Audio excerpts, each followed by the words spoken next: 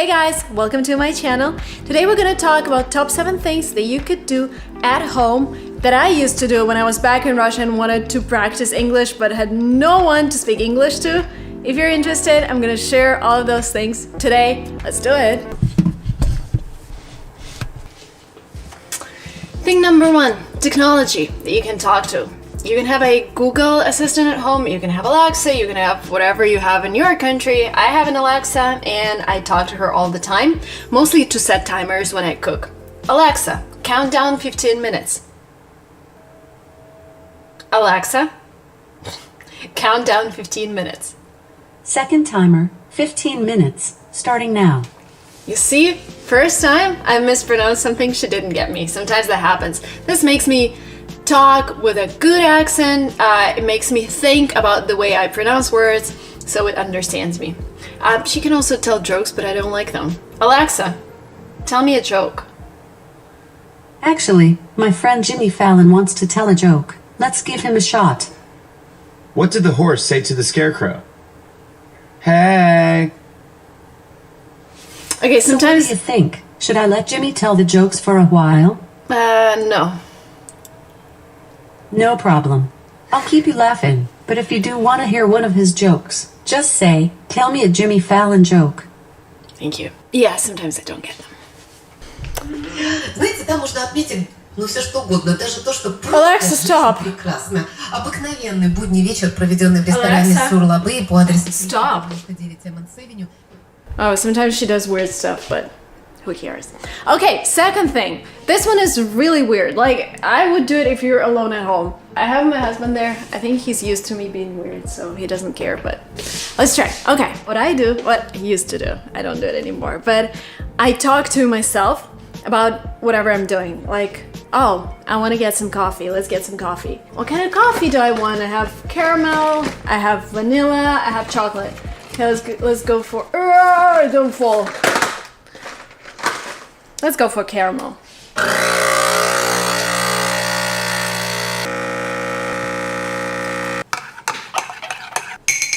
Ready. So whatever you do, you just talk to yourself about whatever you're doing. You can just think about it or you can say it out loud. I would recommend saying it out loud because you're practicing your intonation or whatever. But if you're not alone at home, I would recommend just keeping it to yourself because otherwise people might think you're weird. But you're just practicing, right?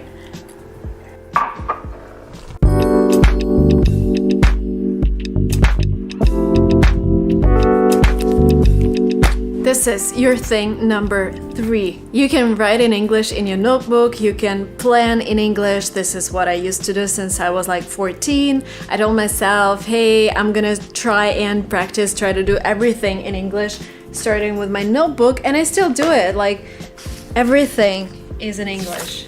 It's not, well, this is in Russian, but never mind, the majority of stuff is in English. Still practicing, you know, even when you're in America, my husband is Russian, so we don't speak English to each other. And sometimes when this is a weekend and I just talk to him, sometimes I also miss practice. So these things, they just keep me practicing all the time.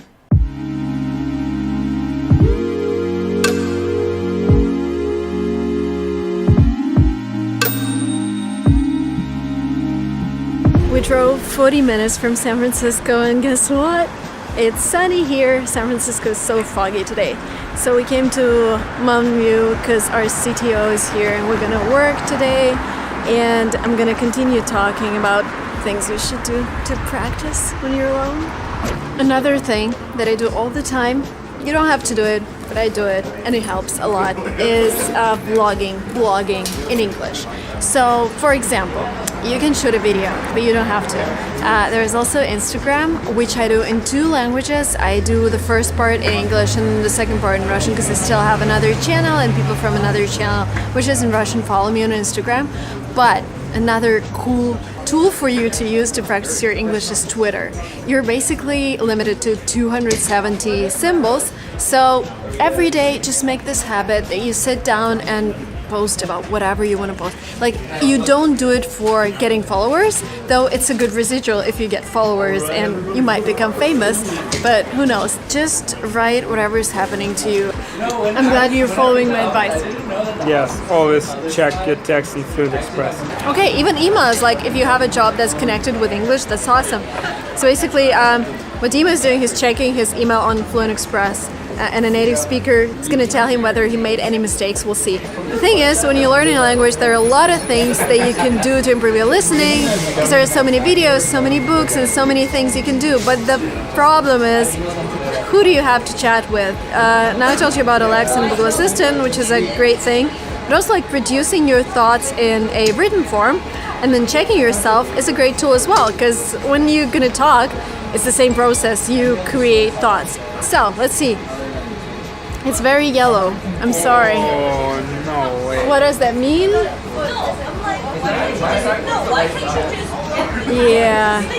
Yeah, some grammar stuff, but you're getting better. Thank you. Thank you, Fluent Express. Yeah.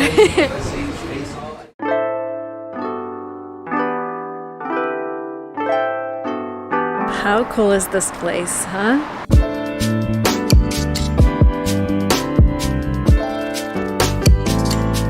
We are working from a co-working area in our CTO's home, which I love because it's so sunny here, so different from San Francisco. And I love this concept of housing when you have a gym, when you have a community area where you can work. We're currently 6 people working from a big room, which is totally cool.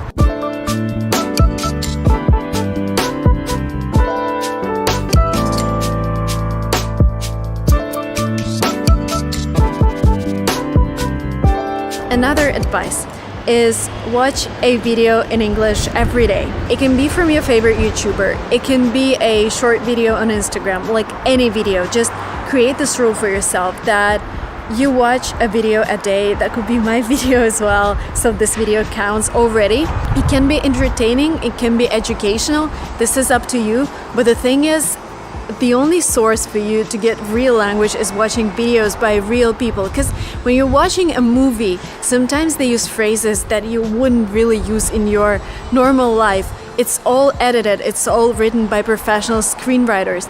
But when it's a blogger talking, just holding his camera and walking around, this is real language, and this is what you're gonna hear when you come to the United States of America, to Canada. This is the real language, and it's amazing how you can hear all of those accents. Because when I was 14, like 15, when I had to learn a language at home, the only resource I had were the CDs and tapes that came together with my textbook, and they had nothing to do with real English. So you guys are really lucky. So make this rule for yourself: a video a day for your perfect English. If you are not a fan of entertainment videos and you want to improve, I've talked a lot about this platform and I'm gonna tell about it a little more. It's called Skillshare.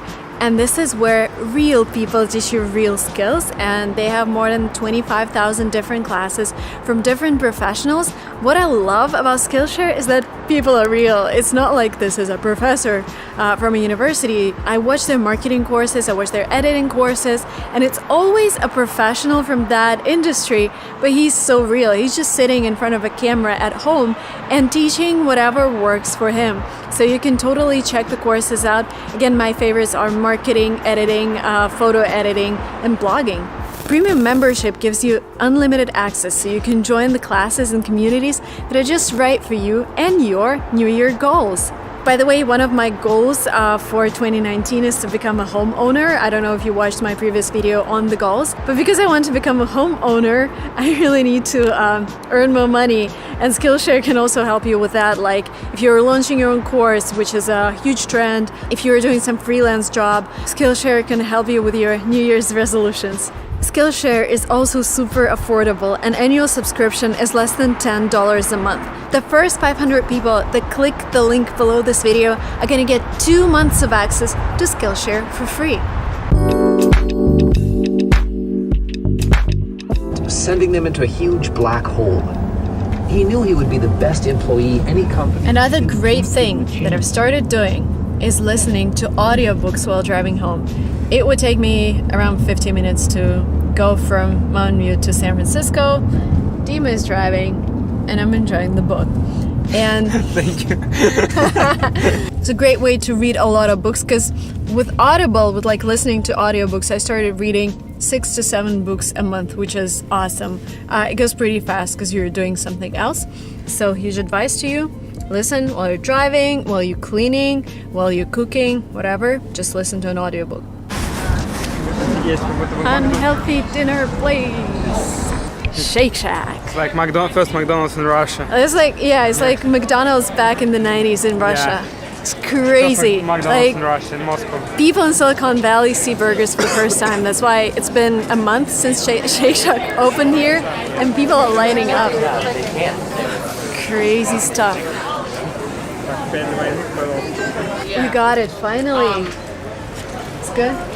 He like thought of a couple things he wants to do. Came back home, super tired. Came back to a huge mess. Oops, I'm even scared to show you that. But I'm gonna clean the room, gonna go to the gym, and my last advice for you guys is to listen to a song that you really like, but together with the lyrics. First, you can sing along, and this way you're gonna practice your singing and your English. Second, you can just read the lyrics at the same time when your favorite singer is singing. This way, you will practice your listening, because sometimes you listen to a song and it doesn't make a lot of sense, but when you read the lyrics, you'll be like, oh, that's what he meant. So practice that and comment down below with a method that works for you when you're really, really tired and when you have to practice English, but you're so tired to read any book or watch a video. Comment down below. If you're not yet subscribed to this channel, hit the subscribe button. It's the red one down here. It says subscribe. And I will see you soon in the next vlogs.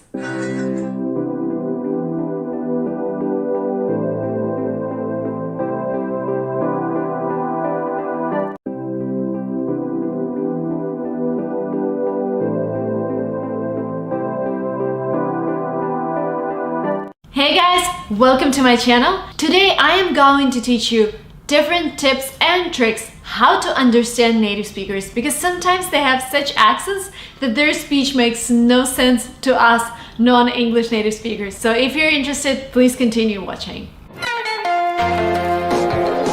Back to San Francisco. Our minds may change.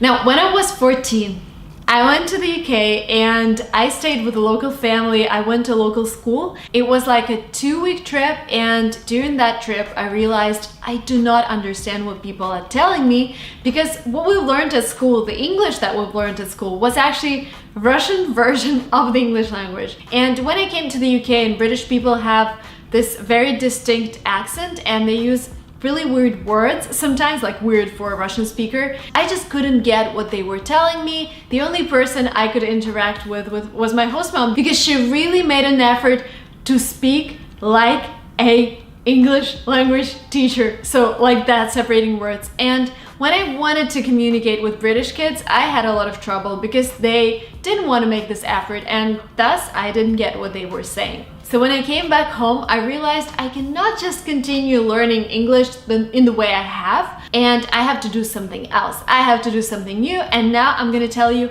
what I started to do.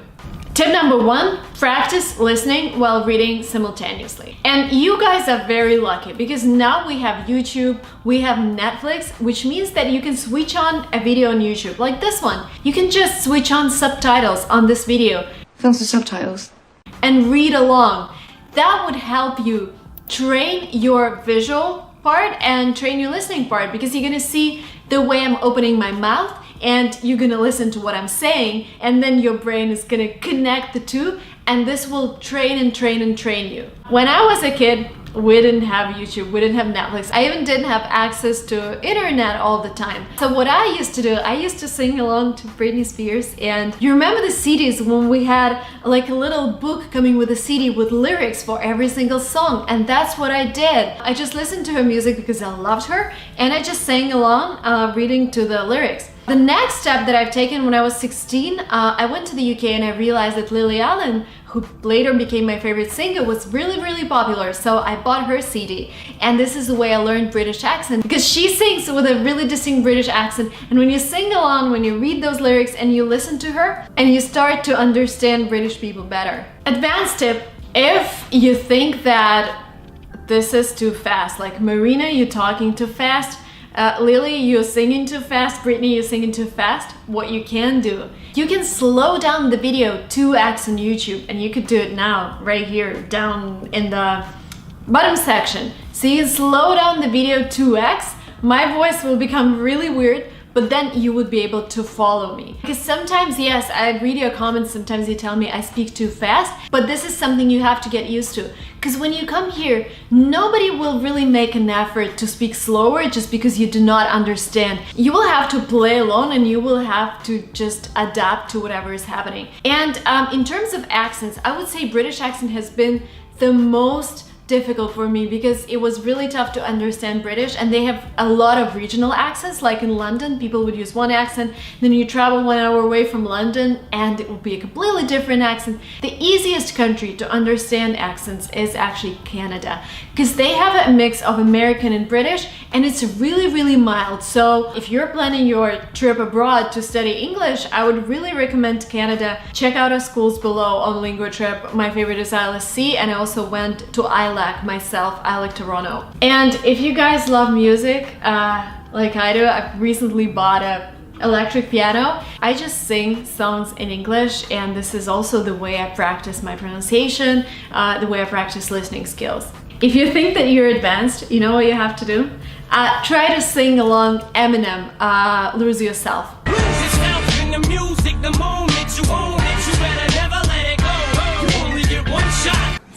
He looks calm and ready to drop bombs, but he keeps on forgetting what he wrote. Oh my god! And if you're brave enough, you can record it and put it on your Instagram and tag me, #LinguaMarina, #LinguaTrip. I'm gonna check it out and I'm gonna give you my feedback. Let's try it.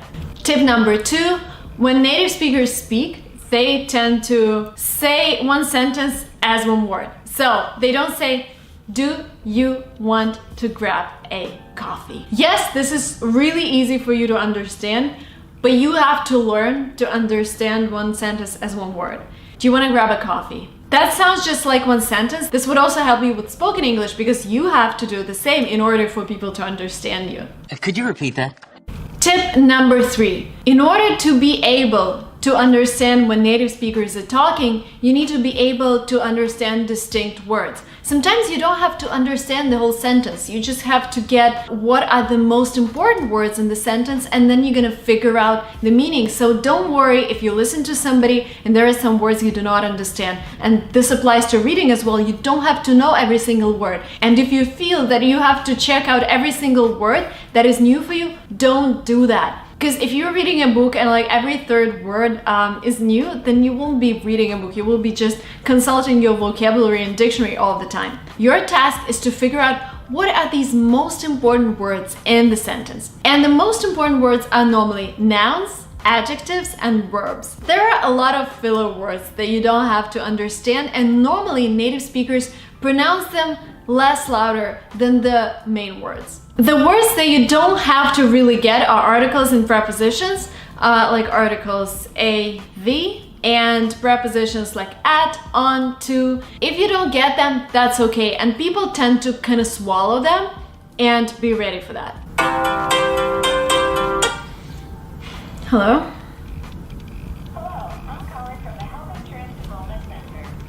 So for example, if we go to the coffee thing, you can just omit all of the function words and you're gonna get, you won't get cup coffee. Actually, if you say that, native speakers are gonna get what you're saying. And when native speakers pronounce those function words really fast, do you wanna get a cup of coffee? You want to get a cup of coffee? You know what you've heard? You wanna get cup coffee. And you don't really hear those function words, and this is how the native speaker's speech works. Tip number 4. Native speakers tend to use a lot of filler words like I'm saying this, but like I don't mean this. You get it, right? So like is everywhere. I was like meditating. What you should know is that like has no actual meaning. It doesn't make any sense in the sentence. It is just used for you to win some time and think of what you're trying to say next. Sometimes like replaces actual words, and this is when you have to get the meaning. So for example, and I was like, let's go and see the movie. So in this case, I was like replaces and I said. Also, like is used when you are uncertain of something. I think he's like a doctor, maybe. So you are not sure if he's a doctor. As you see, people use like all the time. Sometimes it makes sense, sometimes it doesn't. It's important for you to know what are the cases when people are using like. And this applies to many words in English, and this is why I'm teaching you a lot of idioms, a lot of slang words, so when you hear the native speaker, you will get exactly what every single word means. So write them down and remember them. Okay, and number 5, as I mentioned, there are so many accents. I would say in America, like if you travel from West Coast to the East Coast, you won't really hear the accent. I can say that something is weird about the speech, but I won't be able to tell what exactly. But if you're in the UK and you go from London to Edinburgh, oh my god, you're gonna hear it straight away. Their accents are really, really tough. First, don't panic, like it's okay. Even native speakers panic. Like when I was in Germany and I went to Zurich, people speak German in Zurich, but they speak Swiss German. I couldn't get a thing. And it's okay, it happens to native speakers as well. Normally when you come to a city, you adjust to local accent and you get the local accent. So make sure you're traveling to the right place. Because when I traveled to Great Britain, when I was 14, 15, 16, I went to those language schools and I ended up having a nice British accent when I was 21, and then I moved to America. And well, it took me maybe like 2 or 3 months to change my accent to American one. And it's okay. Just be ready that if you spend some time in a certain environment, you're gonna get the accent. And if you spend a lot of time in Scotland, for example, in a small village in Scotland, make sure that you try and sound more traditional when you're talking to people outside Scotland. Word up!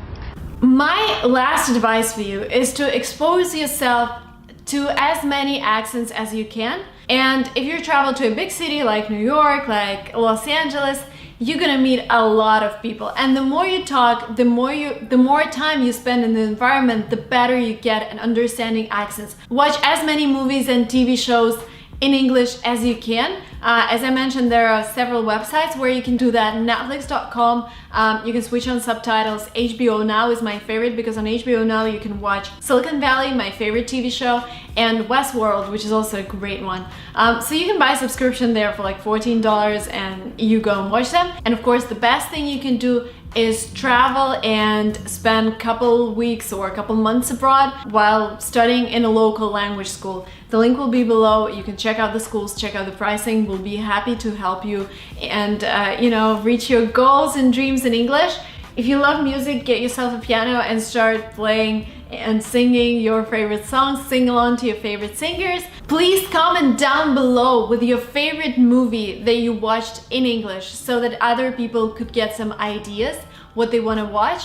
If you're not yet subscribed to this channel, there is a red button, please hit subscribe, and please share this video with your friends who are studying English language and struggling to understand native speakers. Please like it, and I will see you soon in the next videos. Bye!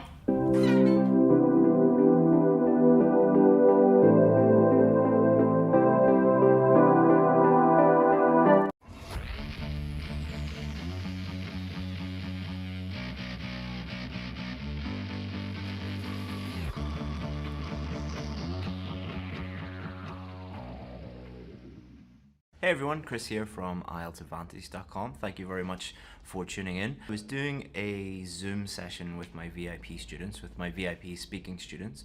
And in those Zoom sessions, we have like 20 or 30 students, and it's like a virtual classroom and we can chat to each other. And I was listening to a lot of their part 3 answers and giving them feedback on it. And about a third of the students were making this mistake. And this mistake is the most common mistake that I hear in speaking part 3. And it's also the mistake that can, if you fix this mistake, it can really, really improve your performance. So what I'm going to do now is I'm going to state a question. So the question is, what are the drawbacks of working from home? So typical part 3 IELTS speaking test question. What are the drawbacks of working from home? And I'm going to give you 2 performances. One from a student who is making this mistake, and one from a student who is not making this mistake. And I want you to try and think about what the mistake is, and how it might affect your overall performance. And then we'll talk about it a little bit, and then I'll talk about how it affects your fluency, your coherence, your grammar, your vocabulary, and maybe even your pronunciation, but definitely the first three. Okay, so the question is, what are the drawbacks of working from home? So this is student A, all right? So student A would say, I think the first drawback is being less productive. You don't get as much stuff done if you work from home. And then you also need a lot of discipline. So you're not as disciplined when you're working from home as opposed to working in an office. There are also lots of distractions at home. So there's like TV, and you can go to bed and all these different things at home. And also, you're not really connected to your co-workers. So if you're working from home, you're not in the office, you're not talking to anybody. And you might even lose out on a chance for promotion because your boss or the management of the company might not be able to see your work or see you working hard. And so what else? So there are lots of drawbacks about working from home, and those would be the ones that I can think of. Okay, so that's student A. So let's compare that with student B. I'm not saying student A is better or worse than student B. I just want you to compare and think about it. Okay, so student A is asked the question, the exact same question: what are the drawbacks of working from home? Okay, so I think the first drawback of working from home is you're going to be less productive. And there's something called Parkinson's Law. I don't know the law exactly, but Parkinson's Law states that the amount of time that it takes to complete a task fills the time allocated to it. In other words, the more time you give to something, the less productive, the less efficient you become. So within the context of working from home, if you're sitting at home all day, you have absolutely all the time in the world from you get up until you go to bed to get everything done. Therefore, you become less efficient. If you compare that to working in an office where naturally you're going to be working from 9 to 5, 9 to 6, or 10 to 8, or whatever it is, there is a boundary, there is a limit to the amount of time you're going to spend in the office. And by limiting the time, you're increasing the efficiency of your work. For example, I used to work from home, and I would get up at, say, 8 a.m. and I would work all day until like 9 p.m., 10 p.m. And I would get a lot of stuff done, or I thought that I would get a lot of stuff done, and I didn't realize how inefficient I was until I moved to an office. And I would get all my work done before lunchtime, and the same amount of work that I would get done all day. And I think it was because I had other people needing my time, and there were restrictions on my time. Therefore, I got a lot done. Another way of describing it is a lot of students, when they're doing their coursework, they'll often procrastinate and put off their assignments until like the week before, or the day before, or the night before even, and they manage to get it all done. Whereas other students who give themselves like 3 months might get the same amount of work done in a 3-month period because they allocated that amount of time to it. So I think that is the main drawback of working from home.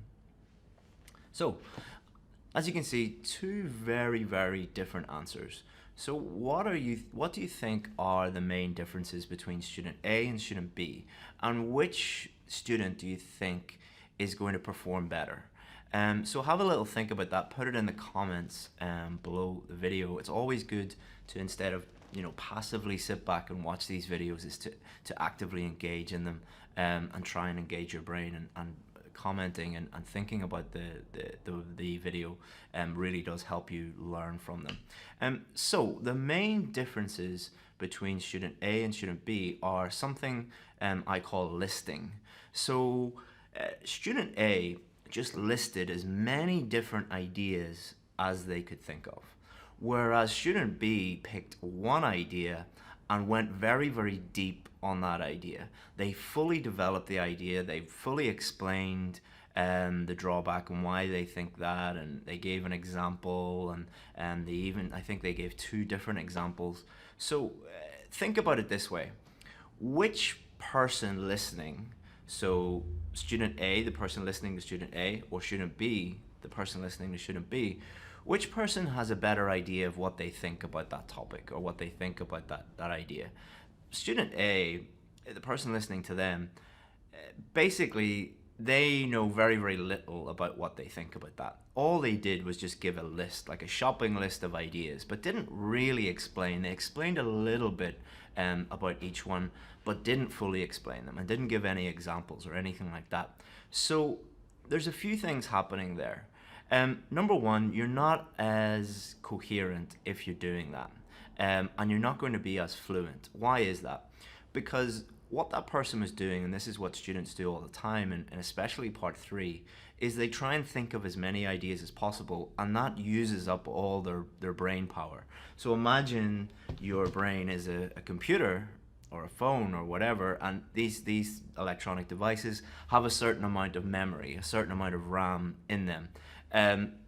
Your brain is the same way, not exactly the same, obviously, but you can only think and speak about things at the same time to a certain extent. Normally, when students really are thinking very hard about ideas, their fluency drops and their coherence drops.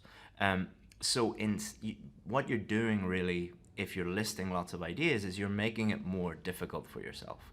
Whereas if you just pick one idea, just think, take a second or 2 to think of that idea and then go deep on that idea and explain it and use examples. It's normally much, much easier to do that than to just think of like 6 or 7 different ideas. So you're making it much, much easier for yourself to be as fluent and as coherent as possible. Also, generally, this is not applicable to every single student, but most students that I deal with who tend to list things and do a lot of thinking as they're speaking make more grammar and vocabulary mistakes. Why is that? Well, the analogy of RAM and the memory that you have in your computer or your phone, if you are thinking and speaking all at the same time, then you're not giving yourself enough space to focus on the grammar and vocabulary. In general, I find that the more students think about ideas, the lower their grammar and vocabulary score. Not always the case, but often the case. It can even affect pronunciation at times, not to the same degree as grammar and vocabulary, but it can do. So what can we learn from this? What we can learn is, number one, limit the number of ideas that you have in the speaking test, in speaking part 3 especially, and go deeper on them. Make it easier for yourself. And this is not something you can do by just watching this video and then immediately doing it in the test. You have to practice this. Go and download or look up speaking practice questions. Just Google, speaking practice part 3 questions, and practice doing this yourself, and you'll get into the routine of doing this. Some students that I work with, every week they make this mistake.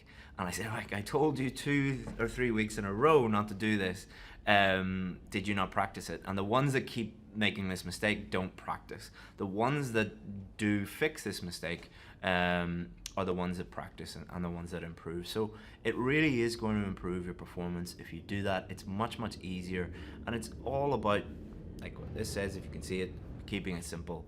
The speaking test is not an ideas test. It's not a knowledge test. It's not an IQ test. It's a speaking test. So give yourself every opportunity to show the examiner how good you are at speaking English, not limiting yourself by thinking of 17 different ideas. Just make it as easy as possible for yourself. Hope you enjoyed that video. Let me know what you think in the comments, and I'll see you soon. Bye-bye.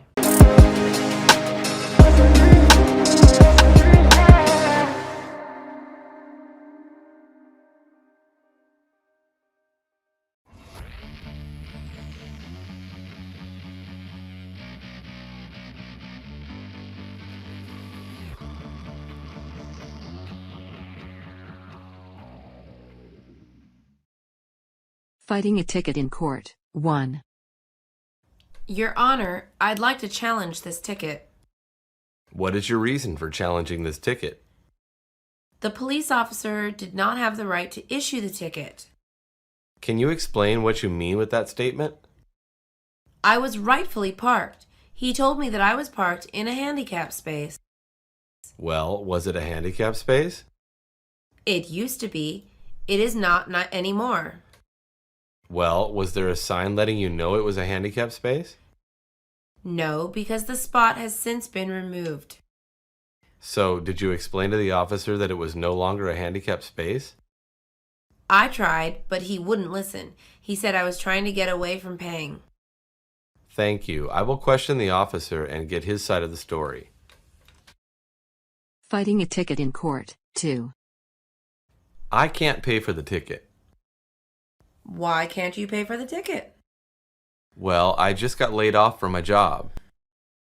Okay, Mr. Richardson, I'm going to have to give you an alternative. What do you mean? I'm going to have to give you 36 hours of community service. Thank you for the opportunity, Your Honor. You will report to the nearest community service center. They will tell me where to go? Yes, they will give you an option of places to go. Thank you, Your Honor. I greatly appreciate it. You're welcome. I hope you don't plan on returning to this courtroom anytime soon. Learning how to drive. 1. The first thing you want to do is fasten your seatbelt. Check. What's next? Check your mirrors and make sure you can see behind you. Done. Should I put it in reverse now? Yes, ease off the brake slowly. Okay. I need to turn to leave the parking lot. Make sure there are no pedestrians walking behind you. Okay. Do I turn the steering wheel to the left? Yes, make sure you are paying attention to the cars. Will do. Do I put it in drive now? Yes, but remember, have your foot on the brake and then ease it off. Wow, this seems easy. Let's go out on the street. Learning how to drive. 2. Where should my hands be on the steering wheel? Your hands should be on 10 and 2. 10 and 2? What do you mean? Think of the steering wheel as a clock. Put your hands on 10 and 2. Oh, okay. What about my eyes? Should I be looking at the signs? Take a quick glance at the signs, but always look in front. When do I have to use my horn? You should use your horn for an emergency. What about if someone cuts me off? That's not an appropriate use of your horn. Am I ready to start driving yet? No, you need to learn some more of the basics. Getting a parking ticket. Sir, is this your car? Yes, are you giving me a ticket? Unfortunately, yes, I am. Read the sign. Which sign? I don't see a sign. The sign above you, sir. So what? It says we can't park on Mondays. Yes, it does. Although it also says that you can't park without a permit. I didn't see that.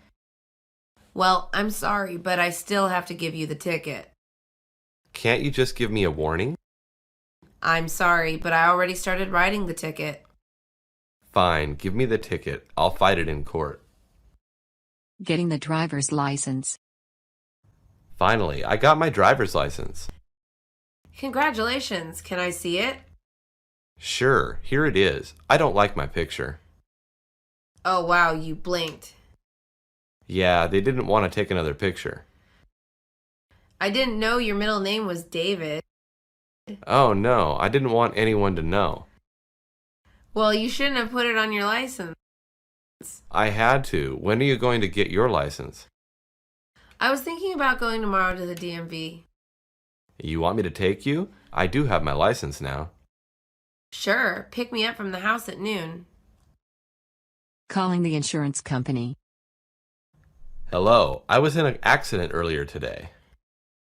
Okay, did you get the appropriate information from the other driver?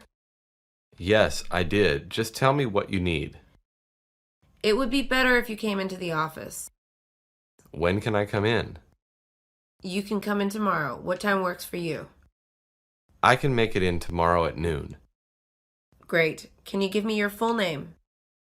Yes, it's David Mark. Okay, Mr. Mark. I have you scheduled for tomorrow at noon. Sounds good. I will see you tomorrow. Please remember to bring all the information you got from the other driver. A traffic incident. What's going on? What happened? I'm sorry, I wasn't paying attention. Well, I'm going to need your information. Yes, I know. I'm sorry. I was distracted with the car accident. I figured.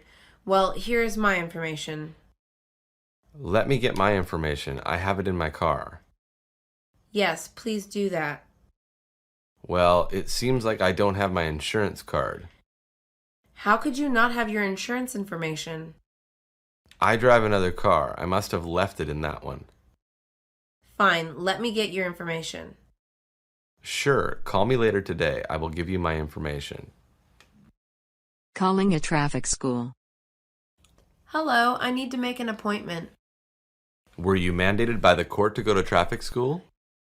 Yes, I was. Does that matter? Yes, it does. Let me have your full name. It's David Johnson.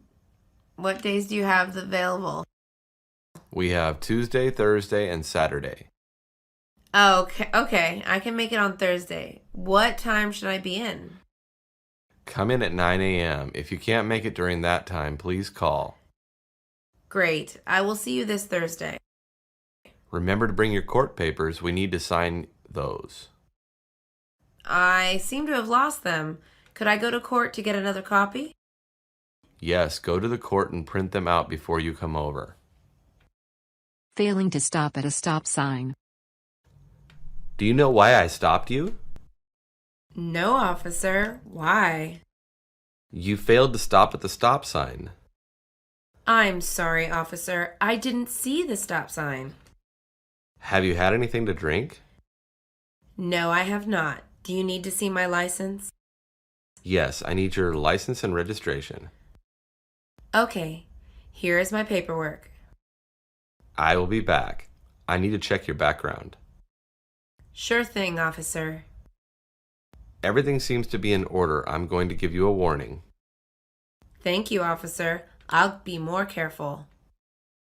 Applying for a driving permit. Hello, I'm number G85. How may I help you today? I would like to apply for my driving permit.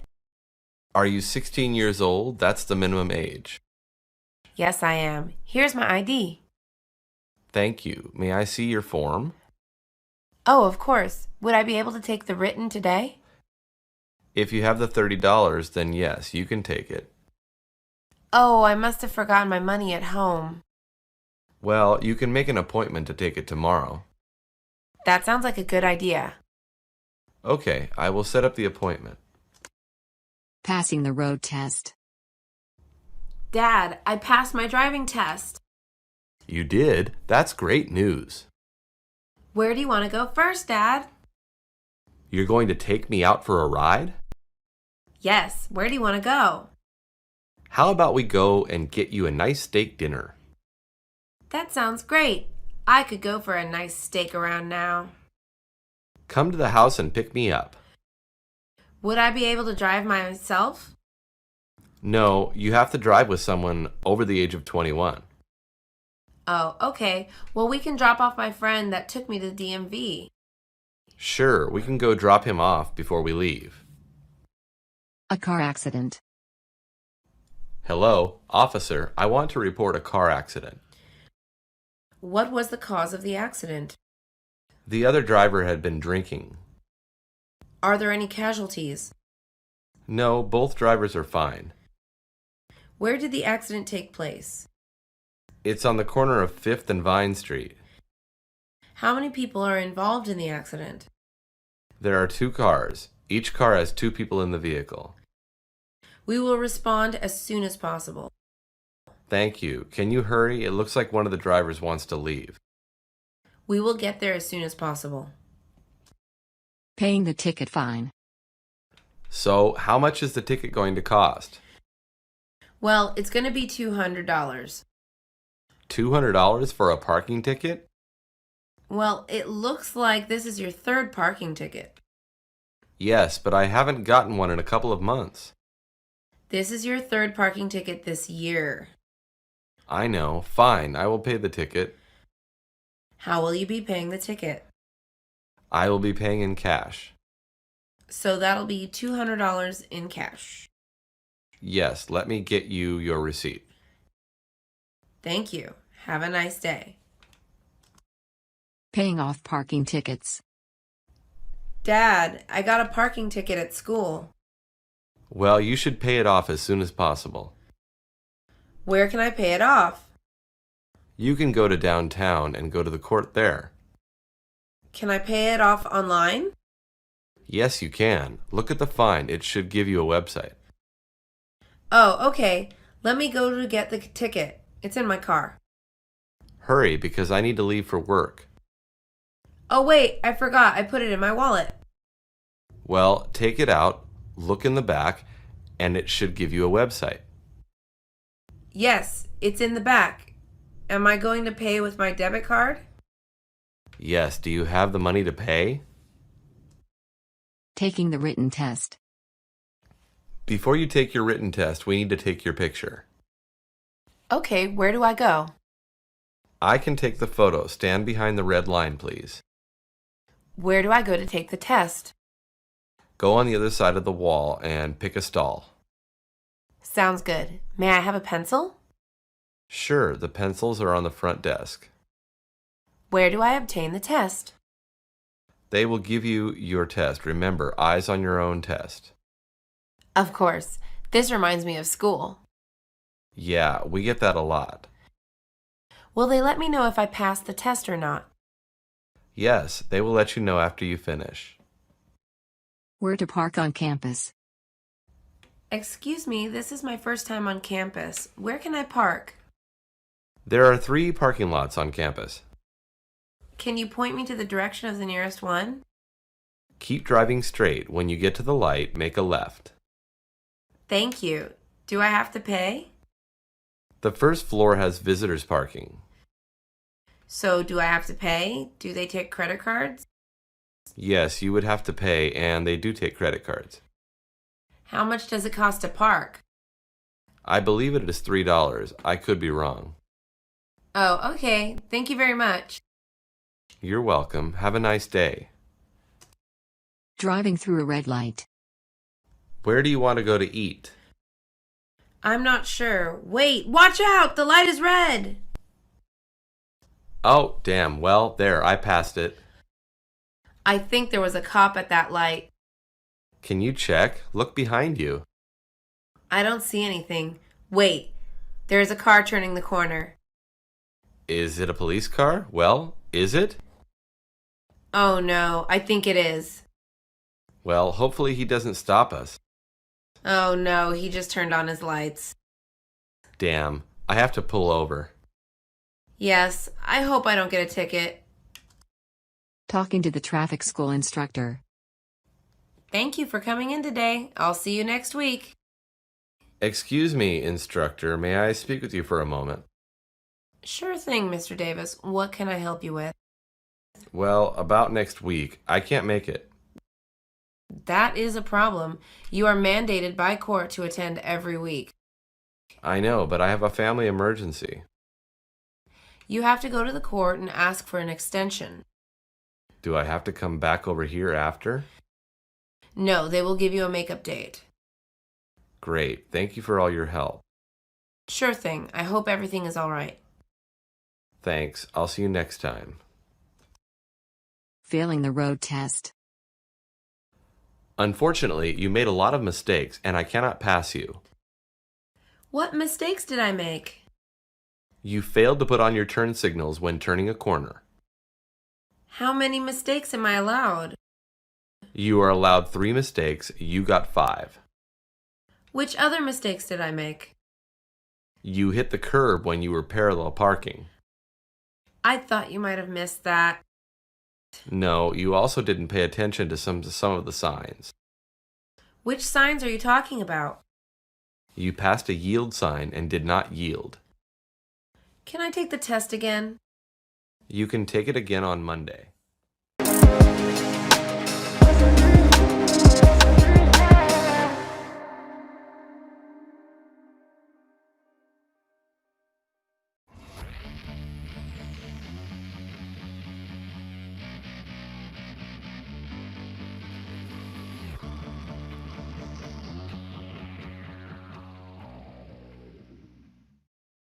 That's a shame, since hand washing is the best defense against germs.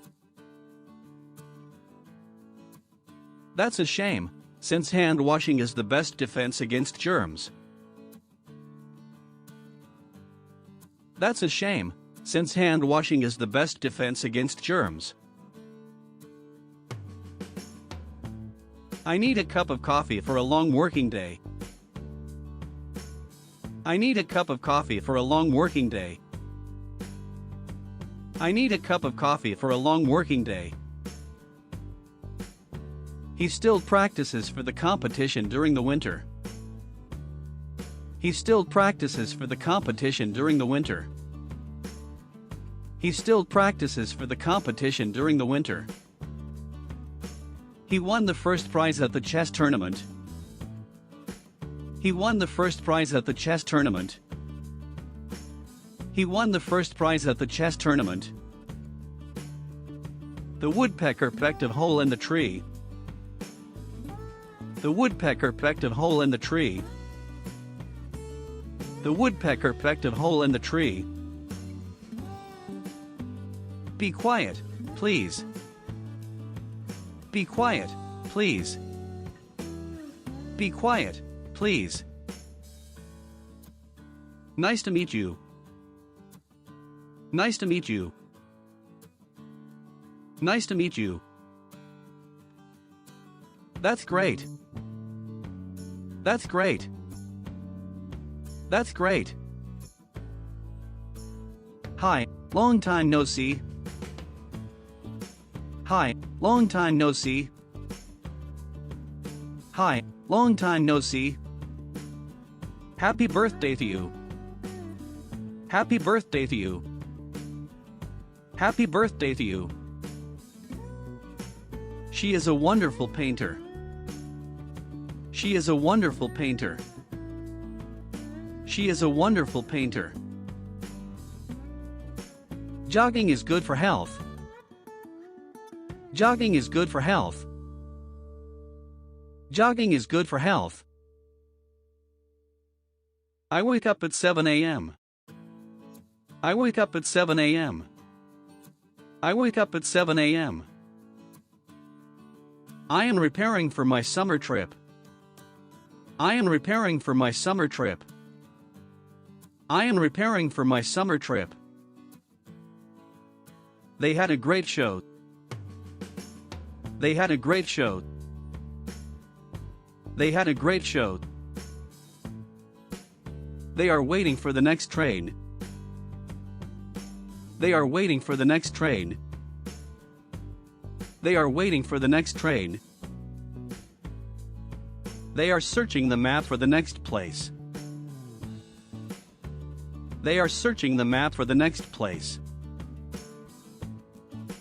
They are searching the map for the next place. They are skateboarding together. They are skateboarding together. They are skateboarding together. They practice for the final competition. They practice for the final competition. They practice for the final competition.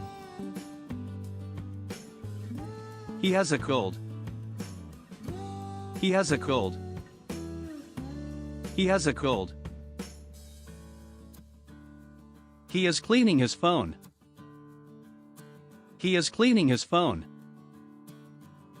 He is cleaning his phone. They eat pizza for dinner. They eat pizza for dinner. They eat pizza for dinner. They listen to music together. They listen to music together. They listen to music together. He is preparing for the match. He is preparing for the match. He is preparing for the match. They are hiking up to the hill. They are hiking up to the hill. They are hiking up to the hill. They are fishing in the river. They are fishing in the river. They are fishing in the river. Jellyfish swimming inside the aquarium. Jellyfish swimming inside the aquarium. Jellyfish swimming inside the aquarium. They are family. They are family. They are family. Women of tribe performing a traditional dance. Women of tribe performing a traditional dance. Women of tribe performing a traditional dance. They are a couple. They are a couple. They are a couple. Men dance in front of the building. Men dance in front of the building. Men dance in front of the building. My dog is sleeping on the grass. My dog is sleeping on the grass. My dog is sleeping on the grass. They are in a meeting. They are in a meeting. They are in a meeting. They are discussing a business plan. They are discussing a business plan. They are discussing a business plan.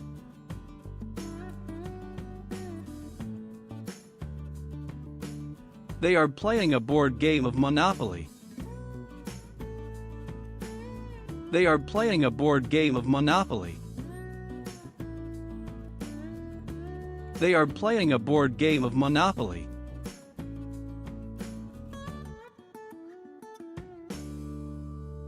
He's doing some experiments. He's doing some experiments. He's doing some experiments.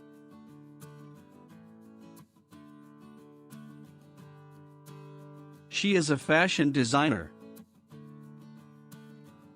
She is a fashion designer. She is a fashion designer.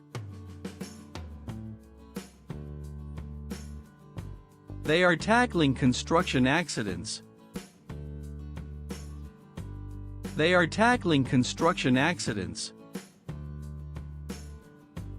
They are tackling construction accidents. They are waiting to buy fresh fruit. They are waiting to buy fresh fruit. They are waiting to buy fresh fruit. A worker is transferring goods in a forklift. A worker is transferring goods in a forklift. A worker is transferring goods in a forklift.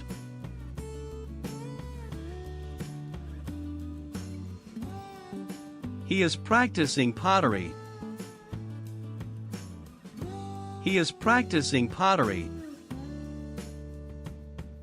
He is practicing pottery.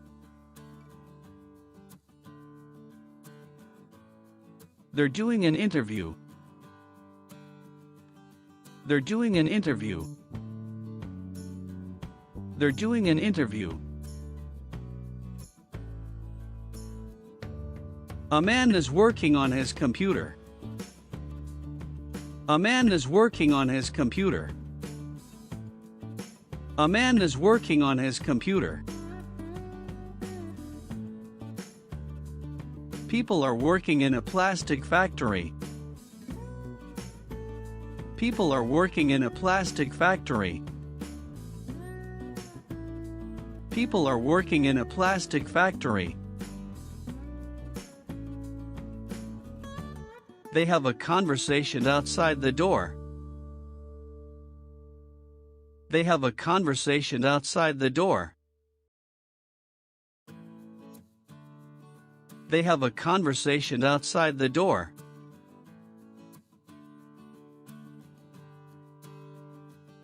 Man is selling toys on the street. Man is selling toys on the street. Man is selling toys on the street.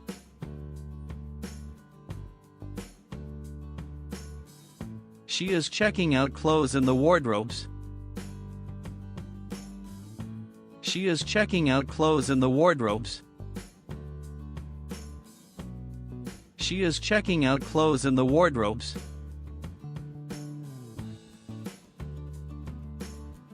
A street artist is dancing on the sidewalk.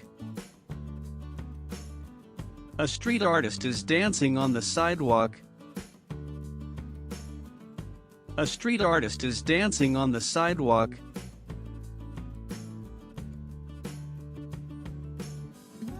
This is a bustling night market. This is a bustling night market. This is a bustling night market.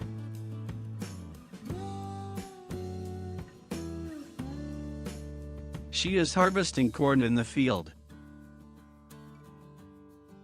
She is harvesting corn in the field.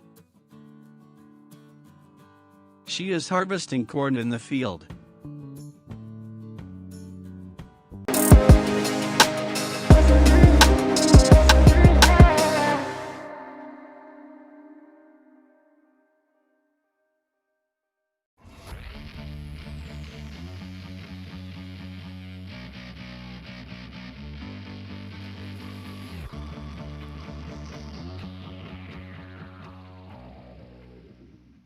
What's the difference between a beginner English speaker and an advanced English speaker?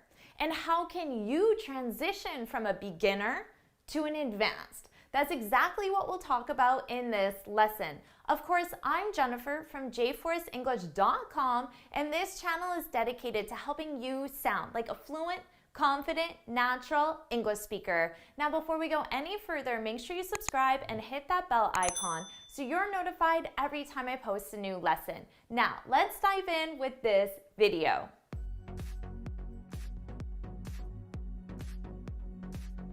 What's the difference between a beginner English speaker and an advanced English speaker?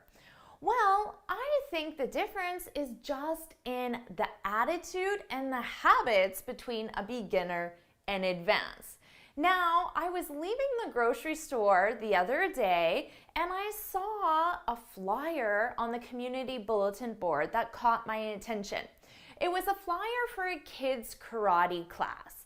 Now, if you didn't know, in karate, they judge their levels based on belt color. So a beginner in karate gets a white belt, and an expert or an advanced in karate gets a black belt. So you can think of beginner English speaker as white belt and advanced or fluent English speaker as black belt.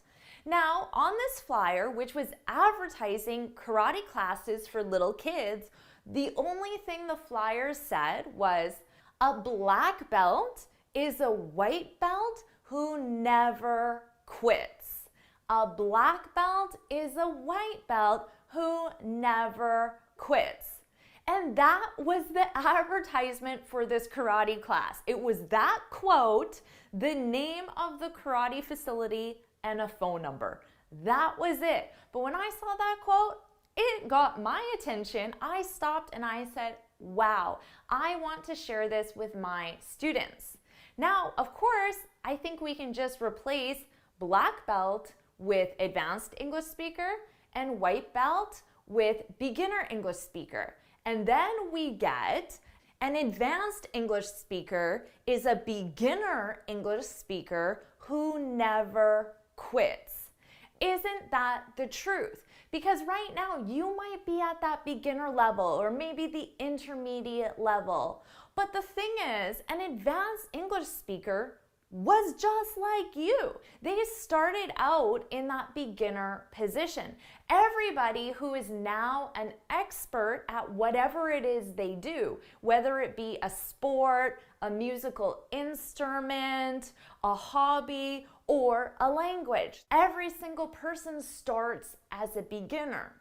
The people who become experts or advanced at their particular skill are simply the people who never quit. They kept learning, they kept practicing, they kept repeating, they kept revising, they kept reviewing, they kept doing all of these things over and over and over again. And let me ask you, do you think that kid who just got his black belt and he's super proud of himself after years and years of training, hard work, and dedication, that kid gets his black belt?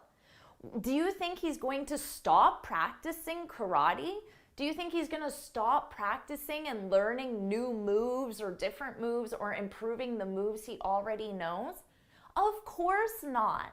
So the advanced, the expert, the black belt is just as much a learner as the beginner, the white belt. They share that in common, and they'll always share that in common. Because once you get to that advanced level, it takes a lot of discipline. So you've really transformed into a person that is disciplined, that understands how practice, repetition, patience, hard work, and continuous learning all contributed to your success. So you already have great habits and you're going to continue them. So I love this quote. If you're at that beginner stage, don't feel frustrated. We all start at that beginner stage. And remember, a black belt is a white belt who never quit. So my hope for you is that you'll never quit learning English.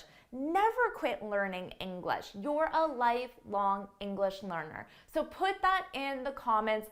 I'll never quit. I'll never quit. I'll never quit. Put that in the comments. Make that commitment to yourself. I'll never quit. Put it in the comments, and we're all in this together. If you found this video helpful, please hit the like button, share it with your friends, and of course, subscribe. Now, before you go, make sure you head on over to my website, jforrestenglish.com, and download your free speaking guide. In this guide, I share 6 tips on how to speak English fluently and confidently. And until next time, happy studying. I'll never quit. I'll never quit. I can promise you, as your teacher, I'll never stop trying to improve my skills so I can teach you faster, better, and a more interesting and fun way. And I want that same commitment from you, that you'll never quit. So put in the comments, I'll never quit. I'll never quit. Put it in the comments, and I'll see you in my next video. Bye.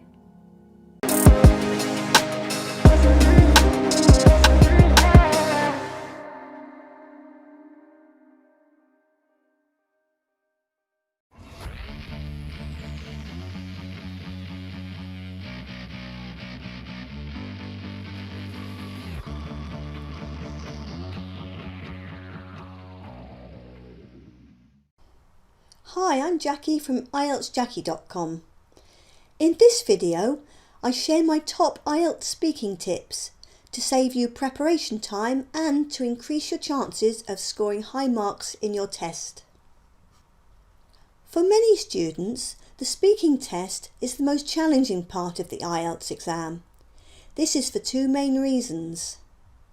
You have very little thinking time before answering a question, and it can be difficult to practice speaking English. Neither of these issues applies to writing, reading and listening. For these other parts of the exam, you do have at least a little time to consider your answers without an examiner sitting in front of you expecting an immediate response.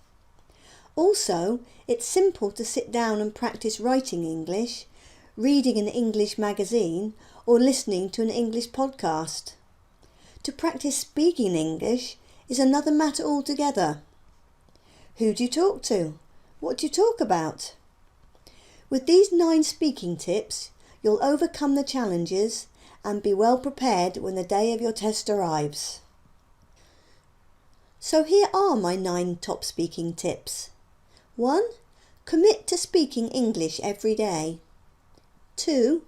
Practice answering IELTS style questions. 3. Grow your vocabulary. 4. Know the exam. 5.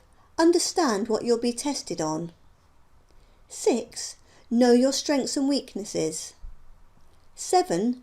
Practice identifying grammatical structures. 8. Focus on fluency. And 9. Work on your pronunciation. We'll now go through them one at a time.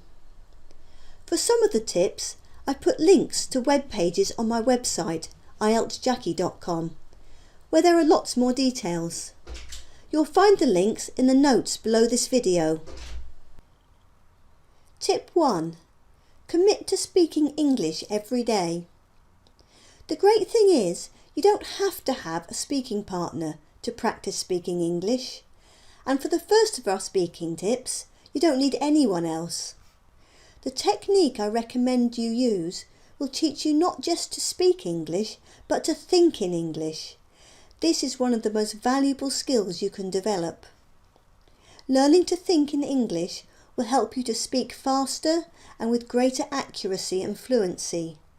You'll quickly see a massive improvement in your speaking skills. It's a very simple technique and will fit easily into your everyday life. I explain it in detail on the website. There's also a video about it on my YouTube channel. Just follow the link below. The only way to improve your speaking skills is to practice. Plan a timetable with a set number of mock speaking tests each week. You might, for example, do one every other day, or on 3 set days each week. Only you know how much time you have available to focus on the speaking part of the exam and how much more practice you need. If you're keeping to the timing of the test, each one will take less than 15 minutes. Although, do allow yourself more thinking time while you're learning how to develop answers for the different parts of the test. I've put lots of resources on the website to make practicing easy for you. These include 30 full mock tests covering 30 different topics. That's 330 questions in all. Download them on the IELTS speaking questions page via the link below. There are more speaking practice questions with sample answers on the topic pages as well. If you have someone to ask you the questions and time your answers, that's great, but don't worry if you haven't. However, if you are practicing alone, it's important to speak your answers out loud, just as you will in the test. And I recommend that you record yourself, then you can play it back later to listen out for specific things you need to improve.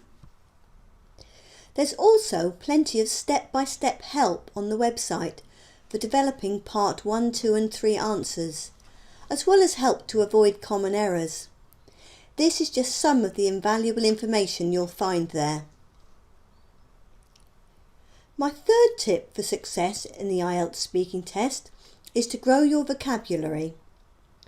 Vocabulary makes up 25% of your marks for the speaking and writing parts of the IELTS exam. Knowing a broad range of words is also essential for scoring highly in listening and reading. However, vocabulary is even more important than this because, well, it's what language is. Language is words used in a structured way to communicate meaning.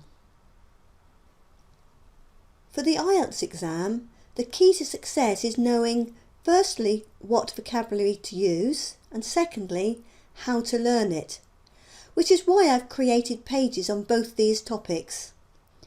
What you learn on them will help you with the writing, listening and reading parts of the test as well. Again, look for the links to these pages below. Tip 4 is know the exam.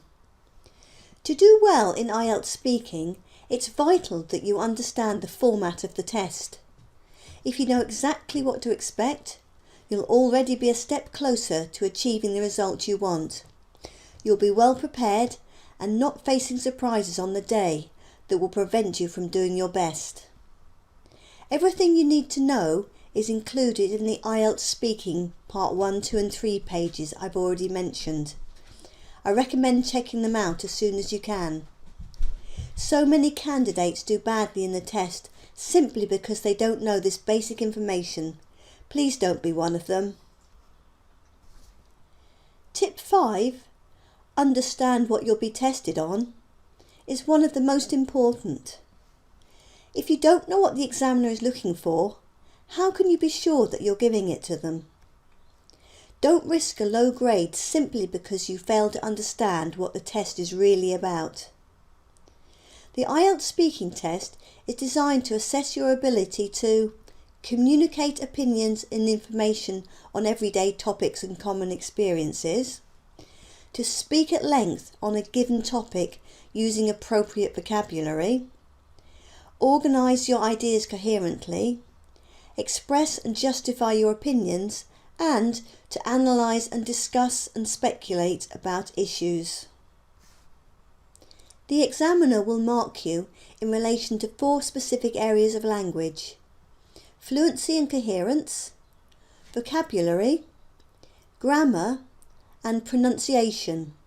They each hold 25% of the marks. Equally important is what you are not tested on. You won't be assessed on the content of what you say. You won't be tested on your knowledge or your intelligence. And you are not expected to be an expert on the subjects they ask you about. The examiner just wants to hear your opinions and how well you communicate them. That's it. Tip 6. Know your strengths and weaknesses. One of the challenges of being a language learner is that you can't always recognise your own mistakes. However, you will be aware of what you are good at and what aspects of your language skills you really need to work on. This is the subject of the 6th of our IELTS speaking tips. Be totally honest with yourself. Which of the 4 areas of assessment is your weakest? Maybe it's particular aspects of several of these. Identify where you need to make the most improvement and plan your timetable accordingly. If you give equal emphasis to the things you've already mastered and those you're not so good at, then you're wasting valuable preparation time. Earlier, I suggested recording yourself speaking English. When you do this, you'll notice things that need improvement that you might not otherwise be aware of. Here are some of the sorts of things you might notice. You repeat the same words and expressions frequently rather than varying your vocabulary.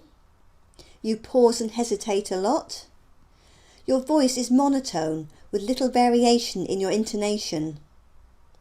You focus too much on grammatical accuracy at the expense of fluency. Don't be worried about your errors, as they're part of the learning process. Just recognise them and use them to improve.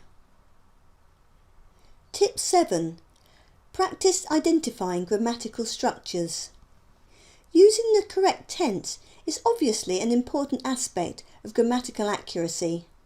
However, it's very common for candidates to use the wrong tense when answering questions, despite it being a pretty basic error. The result is that they don't actually answer the question. This sort of mistake occurs all too frequently in the speaking test, and it's one of the main reasons why people score poorly for grammar. There's a simple way to avoid this problem. Identify the tense the examiner uses in their question and use the same one in your answer. Let me show you what I mean with a poor answer and a good one. Question. Have you ever been abroad? Sabira: I'm going to the USA in September. The question is asked in the past tense, but the answer is given in the future tense. Because of this, Sabira hasn't actually answered the question. Here's a better answer. No, I've never visited a foreign country, but I'm going to the USA in September. Not only does Sabira correctly use the past tense in the first part of her answer, she also adds a second clause in the future tense. This will earn her good marks. And this time she answers the question properly. So here are the two key rules. Answer the question and answer using the same tense as in the question. For practice, get a friend to read out a list of simple questions and see if you can quickly identify the verb tense in each one. Tip 8. Focus on fluency. For this tip, we're going to go a step further with the technique I introduced to you in step 1, learning to think in English. Poor fluency is often caused by the fear of making mistakes. This leads to the speaker pausing and hesitating far too much or speaking too slowly as they try to get their grammar and vocabulary perfect.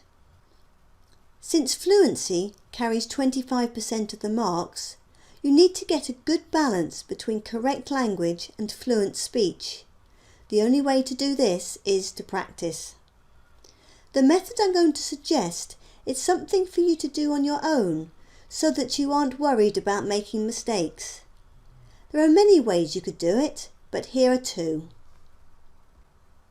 Method 1. Towards the end of the day, think of one thing that went really well or that you are happy about, and something that could have been better. Talk out loud about them for 1 minute, focusing on fluency. This will be great practice for using the past tense, but also conditionals and modals. For example, if I had, or I should have. These are more advanced grammar and will impress the examiner if you use them. Method 2. Choose a photo in a newspaper or magazine and talk out loud about it for at least a minute. Again, focus on fluency rather than perfect grammar and vocabulary. You can work on these at another time. Here are a few ideas as to what to say. Introduce the subject matter. Describe what you can see. Talk about any activity that's going on in the photo.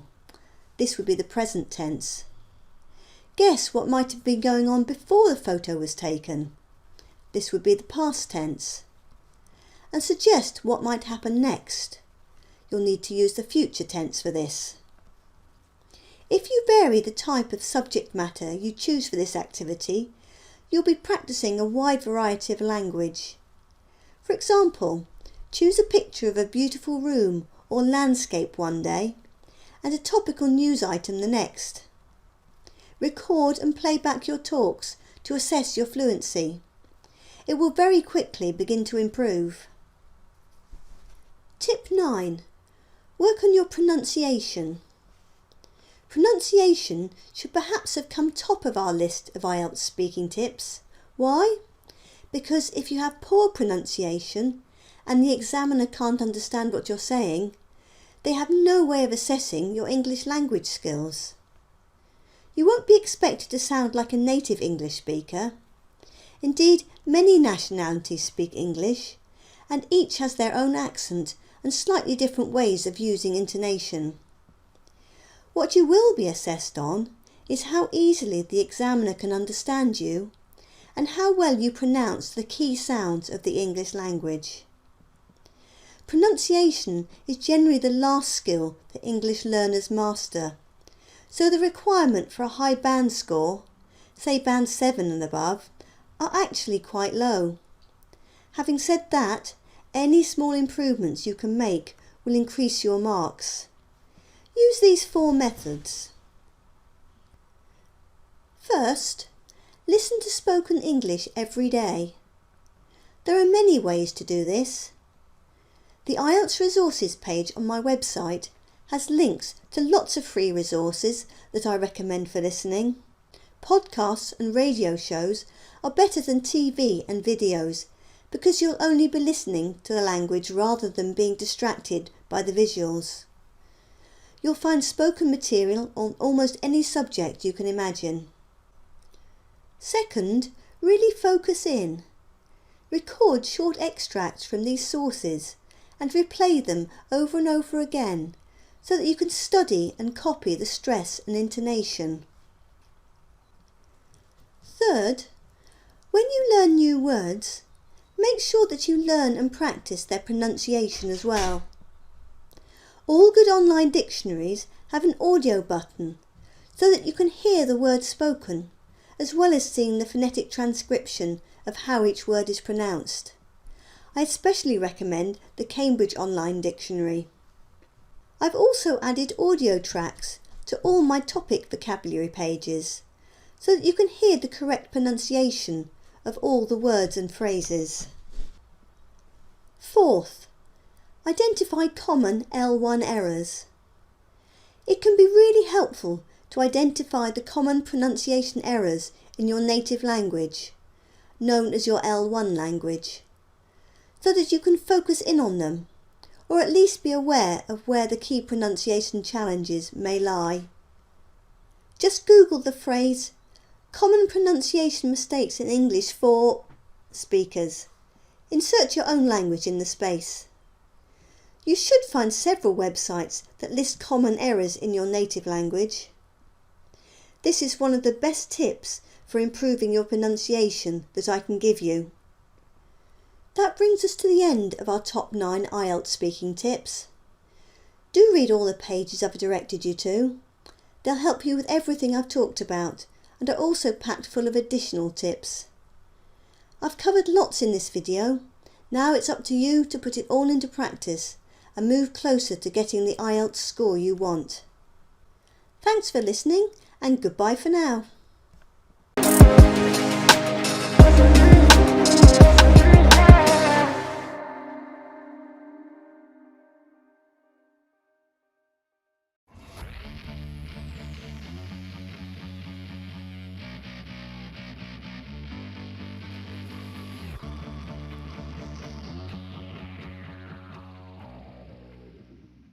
Welcome to this video. Today, we're going to talk about how you can improve your English speaking skills. This is a question I get from students every single day, so let's talk about that. Of course, I'm Jennifer from jforrestenglish.com, and this channel is dedicated to helping you feel confident speaking English in public so you can take your career and your life to the next level. Now, before we go any further, make sure you subscribe and hit that bell icon so you're notified every time I post a new lesson. Now, let's dive in with this video.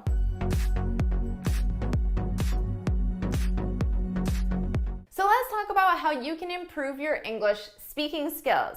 The answer is really simple, so this video is only going to be 10 seconds. Just speak in English. That's all you need to do. If you want to improve a specific skill, in this case, the specific skill you want to improve is your speaking, all you need to do is practice that skill. That's it. There's no need to make this more complicated than it needs to be. Just speak. Speak, speak, speak. The more you practice, the more you improve that specific skill. Now let me give you an example of this, and I want you to really understand how this isn't just about your speaking skills. This is really about anything you do in your entire life. Improving anything, you just practice that skill. So over the weekend, I went for a really long bike ride. Long for me because I don't go on very long bike rides. So I went for a 25K bike ride. So if you're not sure how long 25K is, it took me about 2 hours. And I bike at a pretty slow pace compared to other bikers. So about 2 hours. Now, at the end of that bike ride, my legs were really sore. My whole body was pretty sore. I was just completely worn out physically. because I don't normally go on 25K bike rides. For me, that was just a little bit outside of my normal routine for biking. I bike about 3 times a week, and my bike rides are about 10 to 12K when I bike ride. Because for me, it's just something to get my muscles going after sitting at a computer all day long. I usually do it at the end of the day just to, you know, get a little bit of exercise. But because of that, I'm only used to biking for 10 to 12K. That's what I'm comfortable with. So right now, if you practice speaking, and maybe you only practice speaking for 1 minute, or maybe you practice speaking in a certain style. So you practice speaking by having notes in front of you, and that's how you practice speaking. Or you only practice speaking in positive sentences and you don't really practice negative sentences or question forms or things like that. Well, then you're going to be comfortable with whatever you practice. So if you practice speaking for 1 minute routinely, then you're going to be comfortable speaking for 1 minute the more you do that and the more repetitions you do. Now, the second you try to do something else with your speaking skills, like speak for 2 minutes or speak for 10 minutes or give a formal presentation, something that you don't normally do, you're not going to be comfortable with that because you haven't practiced that specific skill. So just like I was comfortable biking for 10K, I wasn't comfortable biking for 25K. And that discomfort was visible in physical symptoms in my body, like my legs being really sore.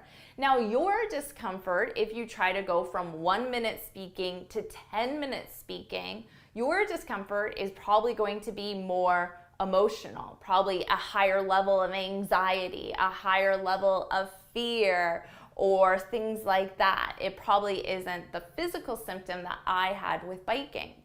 But then once you practice doing that over and over again, that is going to just become comfortable for you.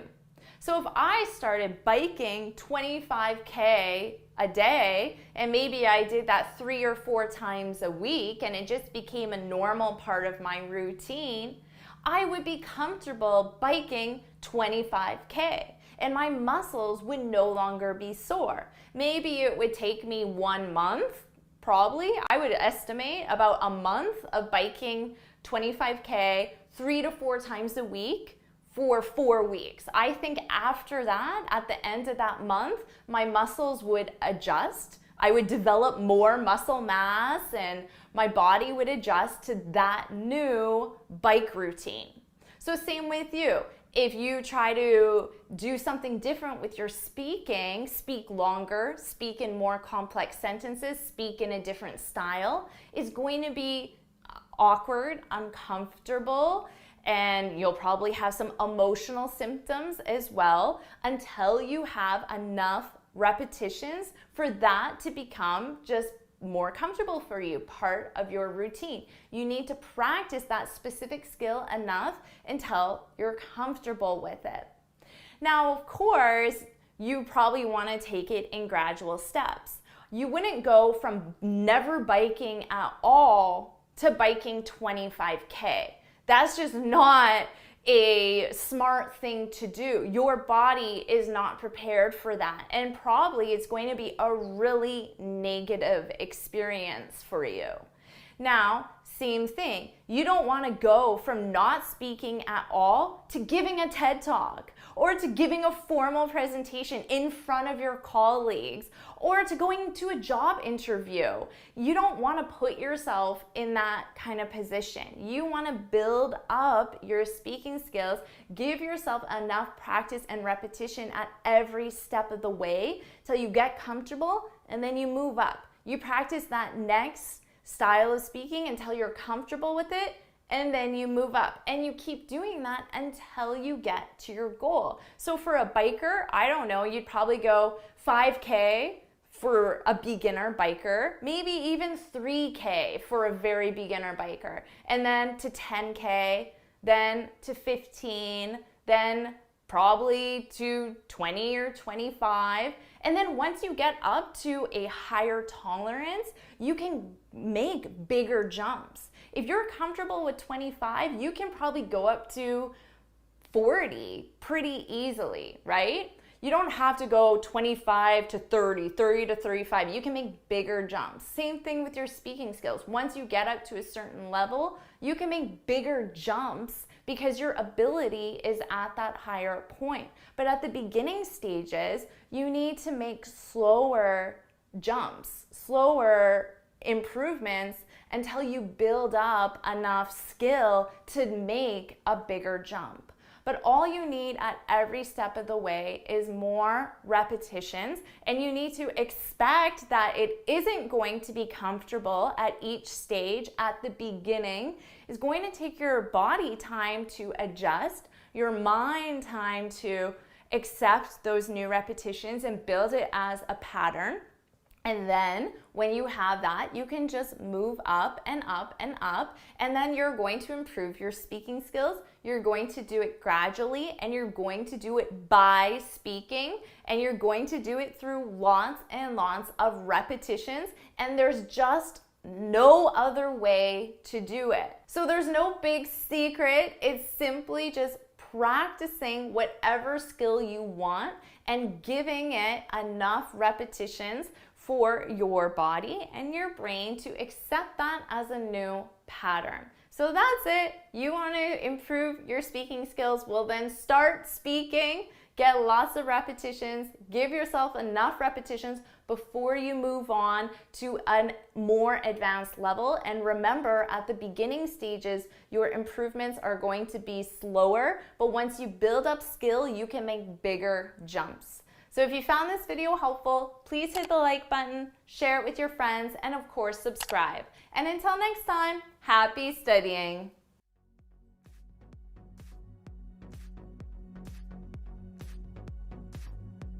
Awesome job. I know you can do it. Just start speaking. Speak every chance you get. I know you can do this. You got this, and I'll see you in my next video. Bye.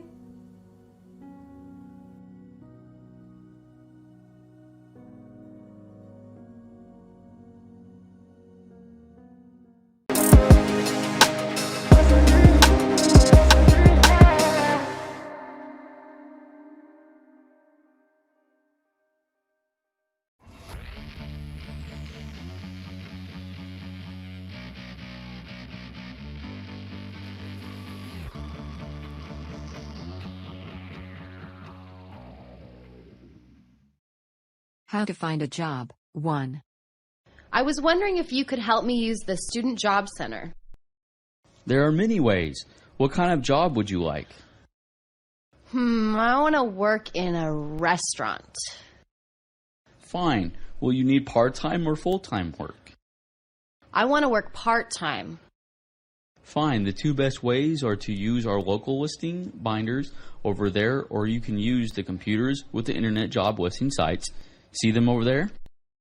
Yes, I know what to do. Well, in addition, you can schedule an appointment with a job counselor on this list. If you would like to do that, sign here, okay? Yes, I think that would be great. Fine. Well, the job search tools are all here for you to use. Feel free to look around and use what works best for you. Have fun with it. How to find a job. 2. Could you help me figure out how to look for a job? We have lots of options. What type of job do you need? I want to work in an office. Do you want to work part-time or full-time? Oh, I want to work full-time. We have binders with local job listings, or you can make use of the computers, okay? I am confused a bit, but I'm sure that I can figure it out. If you make an appointment with a job counselor, they can also provide you with a lot of information. Do you want to see a counselor? No, I don't think I need to do that. Well, you know that this job center is here for your use, so help yourself. Good luck. How to find a job. 3. What is the best way to find a job here? There are different ways of conducting a job search. Do you know what you want to do? I don't know. Can you work part-time or full-time? It doesn't matter right now. Either one would be okay. The binders have current local jobs listings, and the computer jobs lists are good too. Understand? Okay, I'll go check it out. Schedule an appointment with a counselor and you can get more information. Would that work for you? I'm not sure. Everything that you need for a successful job search is here. Happy job searching. Greeting by receptionist 1. Hi, I'm here for my job interview. Fine, have a seat. May I get you some water or coffee? Sure, thank you. I'll get that for you right now. Thank you. What a nice office this is. Yes. Could you come in now? I'm going to take you back to meet your interviewer, Mr. Gotcha. Greeting by receptionist 2. Hello, I have an appointment for an interview today. Great. Have a seat. Would you like some tea or coffee? I'd love some. The coffee area is right over there. Please help yourself. Thank you. What a beautiful view from this office. Yes. Oh, here comes Mr. Gotcha now. I'll show you to his office. Greeting by receptionist 3. Good morning. I have an interview scheduled this morning. The interviewer will be with you in 1 moment. Would you care for some water? Yes, that would be great. Just help yourself to whatever you would like from the table in the waiting area. Thank you. This is a very lovely office building. Yes. Why don't you come straight through the door and we'll walk down to Mr. Gotcha's office together. Asking questions at an interview 1. May I ask you how much this position pays per year? This job pays $65,000 per year. What kind of benefits does this job have? This job provides full medical, dental, and disability. What type of vacation time do we get? You get 3 weeks paid vacation that you may use as you wish. Do we have a 401k? We offer a 401k with some matching funds available depending on length of service. What type of professional development do you offer? We provide up-to-date training on state-of-the-art equipment. Where do I sign up for my benefits package? Down the hall. I'll show you when the interview is over. Asking questions at an interview 2. What is the annual salary for this job? The annual salary is $65,000 per year. What does the benefits package include? This job pays for half of your medical, dental, and disability. Do we get paid time off? You have a total of 21 days paid time off, which can be used for vacation, personal, or sick leave. How about retirement? We still offer a traditional retirement plan that pays out if you stay with the company for 5 years or more. Can I get company-provided specialized training? We offer full tuition reimbursement for job-related classes. Where's the benefits office? It's on the 2nd floor. It's Suite 201. Asking questions at an interview 3. What will I earn per year in this job? You can expect to earn $65,000 per year. Are we covered by a good benefits plan? The job has a menu plan where you are given a fixed amount of money and you choose what you most need in terms of benefits. Can we take personal days off? You get 2 weeks paid vacation and an additional 10 days of sick leave. What do you offer in terms of a retirement plan? We do not currently offer any retirement plan. Do you reimburse for education that relates to my job? We allow several weeks release time each year for our employees to attend job-related seminars and conferences. Do you have a benefits brochure? Whoa! Who said you got this job? Preparing for a job interview 1. Hey, could you help me try and figure out how to get ready for my job interview? The most important thing to do is to make sure you know the company and what services or products it provides. Do you know all about them? Yes, I'm pretty much understanding the company. Well, after you've done your research, you have to decide whether the company is casual or formal. Have you decided what they are yet? Yes, I've been observing them. When you are choosing what to wear, keep all of that in mind. Have you chosen what to wear? I already have something to wear. I would always be ready to go shopping with you. Should we talk about other basics? Okay, I'm ready to think of other things.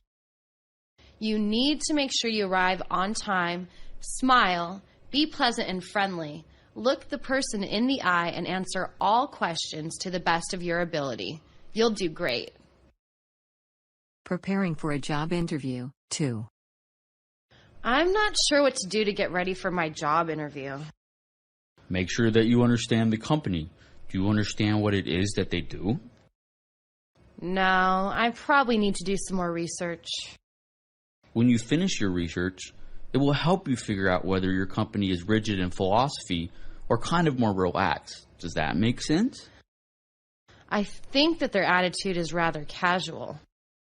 So all of that information will help you to pick out what to wear. Do you have something to wear? I have absolutely nothing so far. You know, I could go shopping with you sometime if you need it, but can we talk about other basics? Yeah, where should we go from here? Focus on being relaxed and open. Don't forget to smile and shake hands. And be genuinely interested in what their company is about. I'm sure you'll do well. Preparing for a job interview. 3. What should I do to prepare for a job interview? An understanding of the basic workings of a company and the services or goods it provides is essential. Do you have that? Sort of, but I could know more, I guess. With that understanding, you can figure out what your company is looking for in terms of basic attitude, right? I think that they are a very formal company. What you wear is important, so keep in mind what is suitable for the company and type of work you will be doing. Need help? I need a lot of help in this area. In addition to clothes, we need to think about other basics, okay? Yes, what else should we think of? Be prompt. Don't forget to be friendly and interested.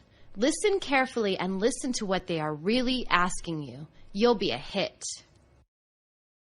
Accepting a job offer. 1. Hello, is this Mr. Wallace? Yes, this is Mr. Wallace. Mr. Wallace, this is the Xenon Company. Oh, hello. How are you doing? Mr. Wallace, we are very pleased with your interview and would like to offer you the position. Wonderful. I'm very happy to be able to join your organization. We are interested in having you begin as soon as possible, perhaps in 2 weeks? Yes, that would be perfect. Okay then, we will see you then. Accepting a job offer. 2. Good morning. May I speak with Mr. Wallace, please? You're speaking to him. May I help you? Hello, Mr. Wallace. This is the Xenon Company calling to speak with you. Yes, good to hear from you. We are calling you today to offer you the job you interviewed for last week. That's great. I'm looking forward to working for you. Would you be able to begin working for us in 2 weeks? I could begin working then with no problem. Welcome to our company. We will see you then. Accepting a job offer. 3. This is Joanne Brack calling. Is Mr. Wallace in? Yes, how may I help you? I am calling you from the Xenon Company. Yes, I was hoping to hear from you. You had a great interview and we are pleased to be able to offer you a position. Oh, excellent. I will consider it an honor to join your organization. Would 2 weeks from now be a good start date for you? That would be great. I could give notice to my current job and start with you on that date. Glad that will work for both of us. I look forward to seeing you then. Job interview 1-1. Good morning. I am here for my interview. Hello, nice to meet you. I'm Mr. Gotcha. Have any trouble finding place? No problem. So, why don't you tell me why you are interested in changing positions?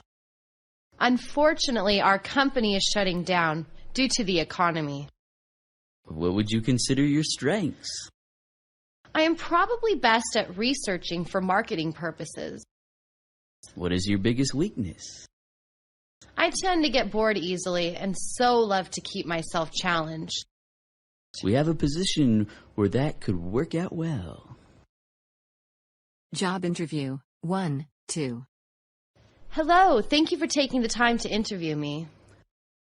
Hi there, I'm Bill Gotcha, the owner of Gotcha Enterprises. Did you find your way here okay? Your assistant gave wonderful directions. Why are you switching jobs at this point in your career? Our company is moving overseas, and I wish to stay in the United States. What are you best at? I am good at organizing systems that have been having problems. What is your biggest challenge in terms of skills? I don't like to sit around and so like to always find things to do to keep myself busy. That is good to hear. Job interview 1-3. Good afternoon. Thank you for the opportunity to interview for this position. Hello.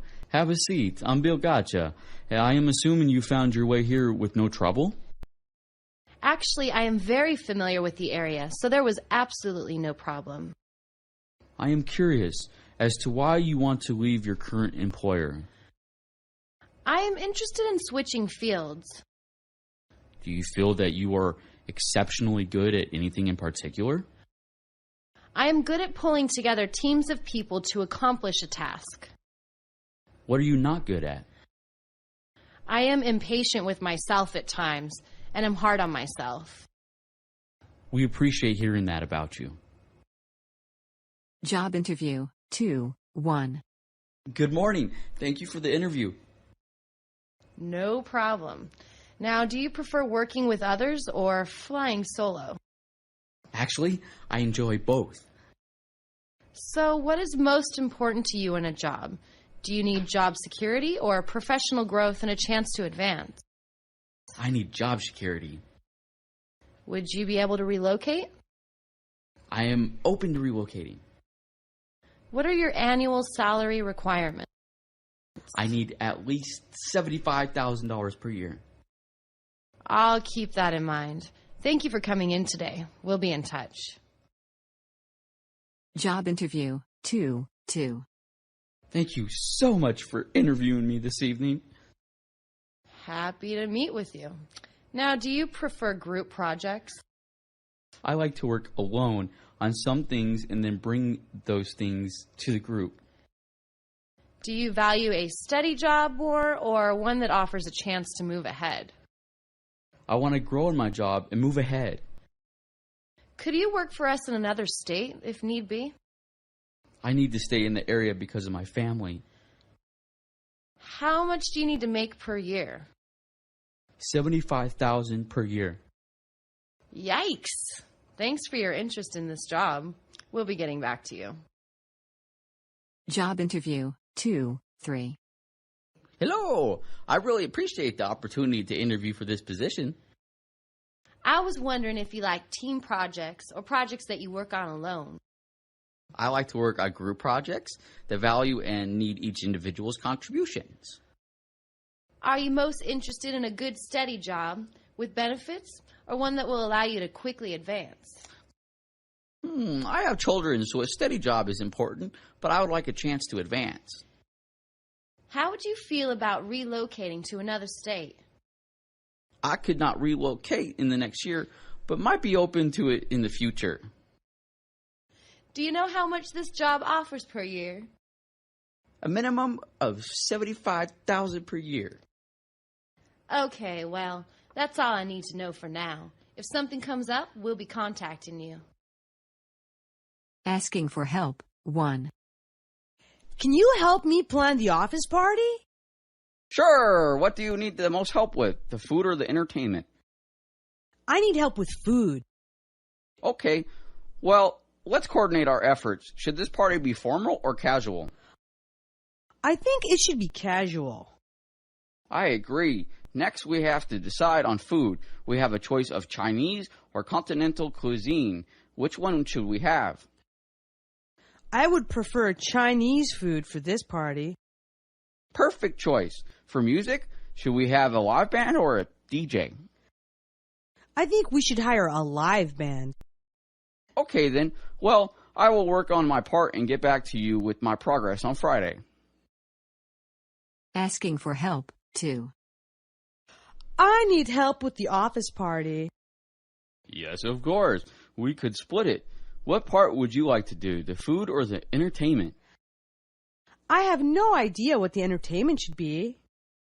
Let's make sure we are on the same page. Do we want a formal or informal gathering? Let's make it a formal affair. Yes, that would be best. Now for food, should we have Chinese or American food? American food would be the best choice. That would be great. What kind of music would you like, a band or recorded music? We should bring in a really good DJ. That would work for me. Let's see what we can each do about planning our part and meet again on Friday. Asking for help, 3. Would you help me figure out what to do about the office party? I would be happy to help. What would you like me to help you with, food or entertainment? I would like to help you with both. That will work out fine. To make sure everything goes together, do you think this party should be casual or dressy? A dressy party would be fun. That will work out fine. Do you think that Chinese or continental food would be best? We should probably have both. Yes, that will work out fine. Should we hire a band or bring in a DJ? Maybe we could do both. Everything sounds great then. I'll meet you back here on Friday to discuss the details. Making a request for office supplies, 1. Excuse me, I was wondering how to order office supplies. We have a requisition form on the company website. What type of supplies do you need? I need paper, ink cartridges, and paper clips. How quickly will you need your supplies? I need all my supplies right away. We also will have to check your department budget. Do you know how much money you have for office supplies? I will check to see what my budget is. Would you like these supplies delivered, or would you like to pick them up? Please deliver them to my office. Fine. Well, just send the form to us and we will let you know as soon as your supplies come in. Have a good day. Thank you. Making a request for office supplies, 2. I need help in ordering my office supplies. Yeah, you can print out a copy of the order supply form from our company website and turn it into me. What will you be needing? I need ink cartridges, staples, and Post-its. Will you need all of them right away, or can some wait? Some of these can wait, but there are a few things that I need right away.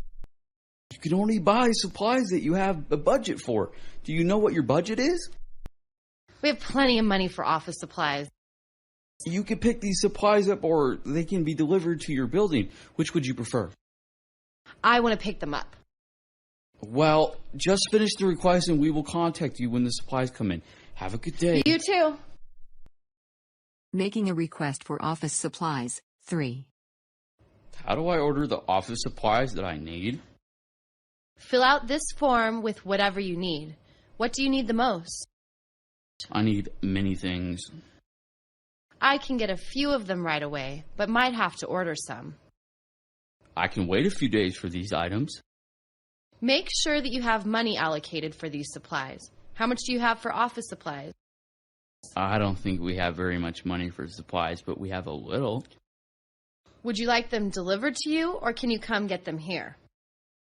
I am not sure yet. When you finish completing the request form, we will order and let you know when the supplies are here. Have a great day. Goodbye. Talking on the phone, 1. Hello, this is Ray. May I speak with Lee? Yes, this is Lee speaking. Hi, Lee. How are you today? Oh, things are going great. What's up? I was wondering if you could meet me tomorrow for lunch. Sure. Where did you have in mind?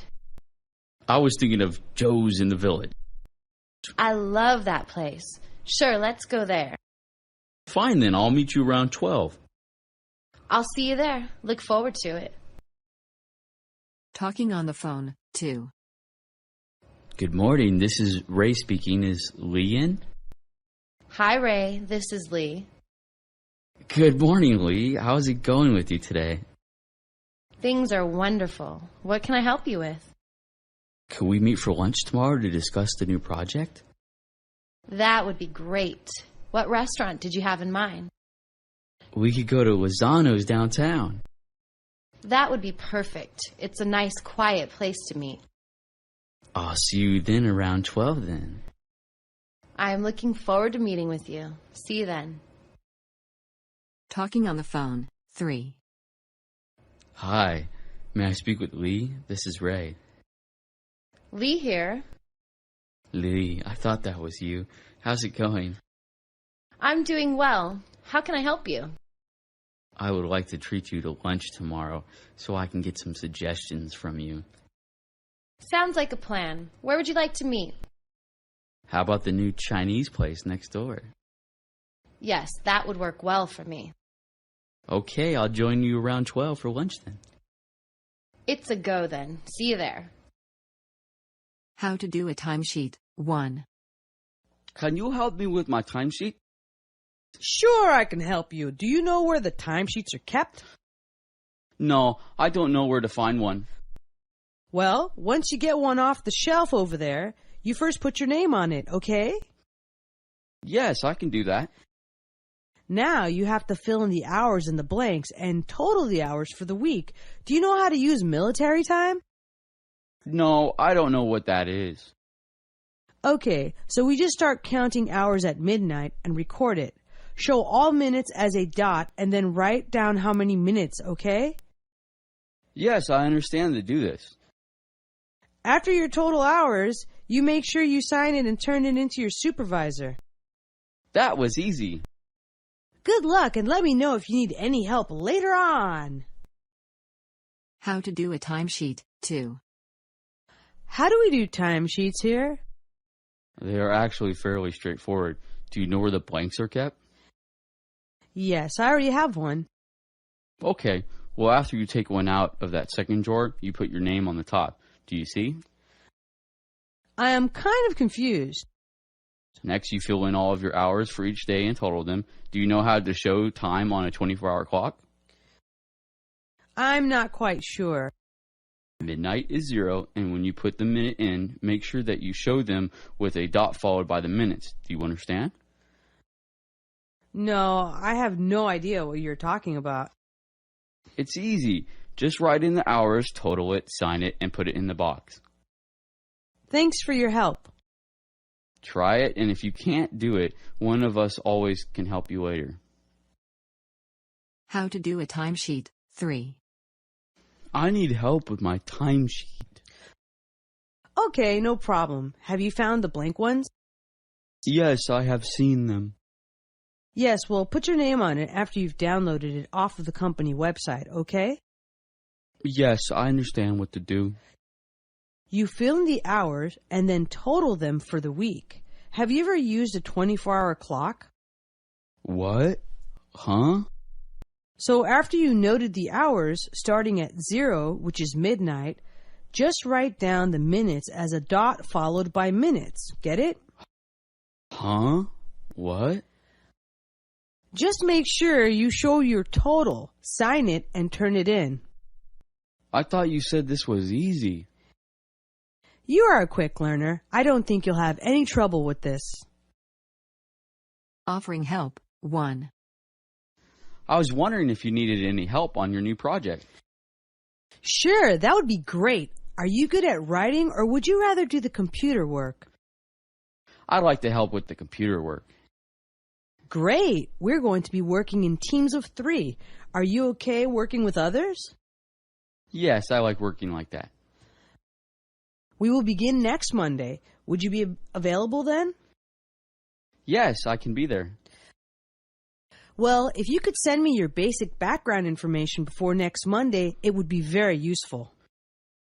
Okay, I will send the information to you. Well then, thanks for your help. Have a great day. Offering help, 2. Would you like me to help you on your new project?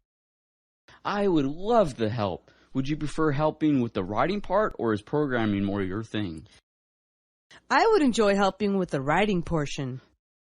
Perfect. You'll be working alone on that portion. Do you like to work alone? That is okay sometimes. Our first meeting is next Monday. Could you meet with us at that time? No, I can't be there. Please send me your background information before the meeting so I can look at it. I can send that information to you. Okay. I look forward to working with you. Enjoy your week. Offering help, 3. Could I help you on your new project? I have a need for help with writing and also a need for help with the computer work. Which would you prefer? I want to help with both. That would be wonderful. Sometimes we will be working together and sometimes independently. Would that be okay? Most of the time, that is what I prefer. We start on Monday. Can you be there? I am not sure yet. I need your background information before the meeting. I will do that. I'll enjoy working with you. Have a great day.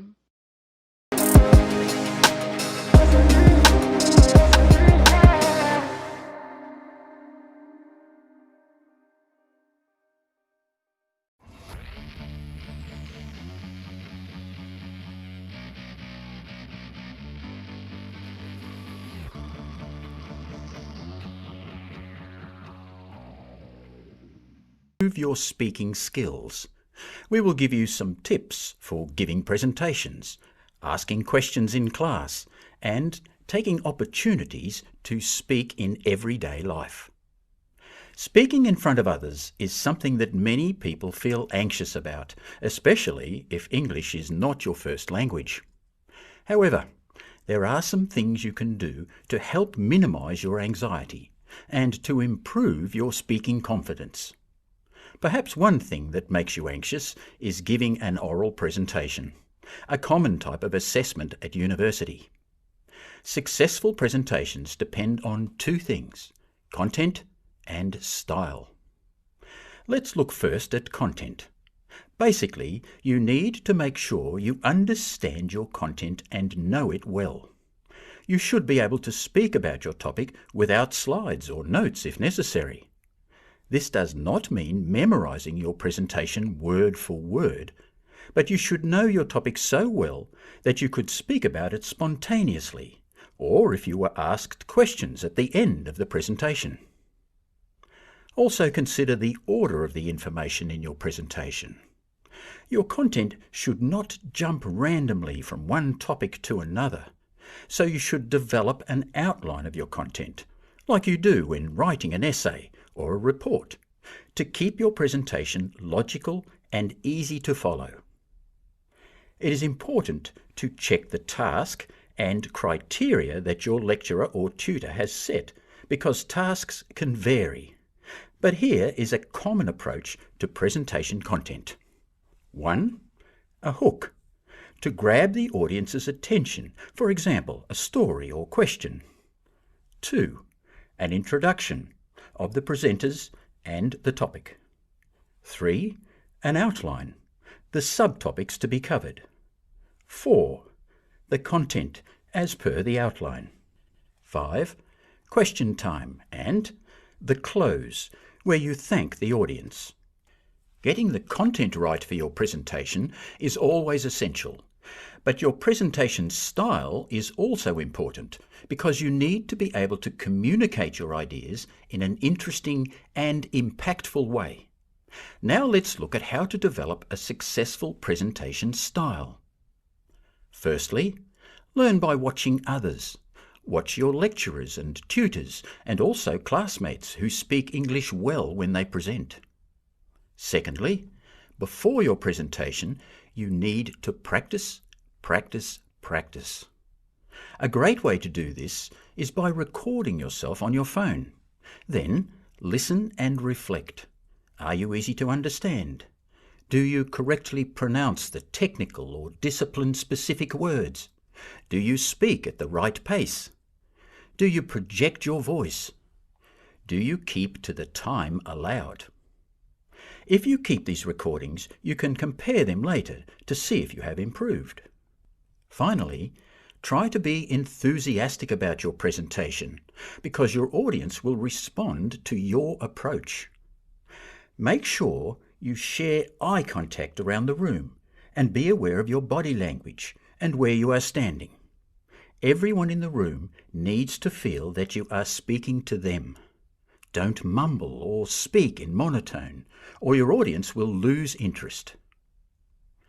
Of course, presentations should not be the only time you speak at university. As part of the academic community, you are also expected to ask questions and express your opinions in class. You may be expected to lead a tutorial discussion, and you will probably have to work with your classmates on group projects. These situations may be more difficult than presentations because they are harder to prepare for, but some of the same tips for giving a good presentation can also help you in these situations. Firstly, learn by watching others. Notice your classmates when they ask questions or participate in discussions. What language do they use? You should also pay attention to how people around them react. Not everyone is a good communicator. Try to copy the style of effective communicators and learn from the mistakes of the ineffective communicators. Next, know your material. Do the class readings. Make a list of key points and important vocabulary. Prepare questions before the class and write them down. Not only will these strategies help you to learn the material, they will also help you to participate in class discussions. Finally, don't get discouraged or angry if people misunderstand you or react to what you are saying in an unexpected way. This happens to everyone from time to time. Remember that communicating is a two-way street. Listeners need to make as much effort as speakers. Also remember that the more you speak in English, the better you will get. So you need to speak in English at every opportunity.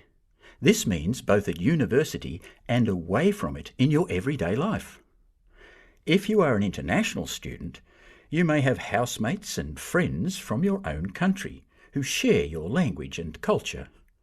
Although this can be comforting, it can also have a negative effect on your English-speaking skills. If you are in a situation where most of the people around you speak your language, then you need to find other opportunities to speak English. You could join a club at the university, or sign up for an event with Griffith mates. You could start an international study group, or attend an English help or library workshop. You could also agree to have English-only days at your house.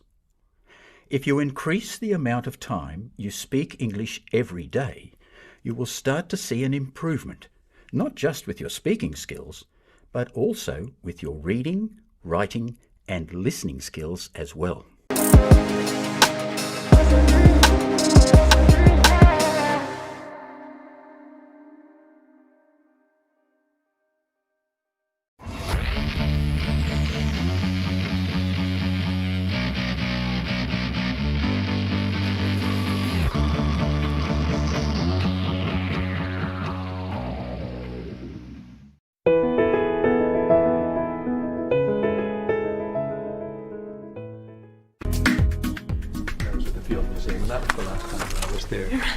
Marie, this is Ms. Novak. She's from Chicago. Marie is our receptionist. It's nice to meet you. It's nice to meet you too. I'll get your tickets. Thank you.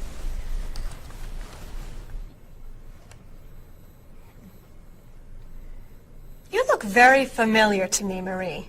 Have we met before? I don't think so, no. Well, I never forget a face. I'm sure I know you from somewhere.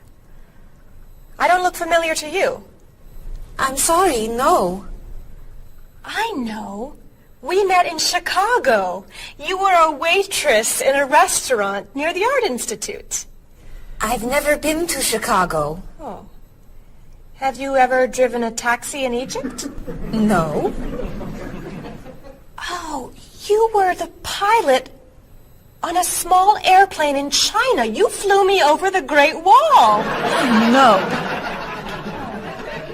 Have you ever gone snorkeling in Australia? No. Driven a bus in Peru? Ms. Novak, I'm quite sure we've never met before.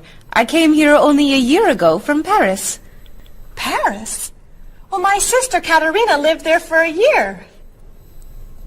Katerina? Katerina Novak? Yes. She lived with me. Of course, you were in all the pictures she sent home. What a coincidence. You see, I never forget a face.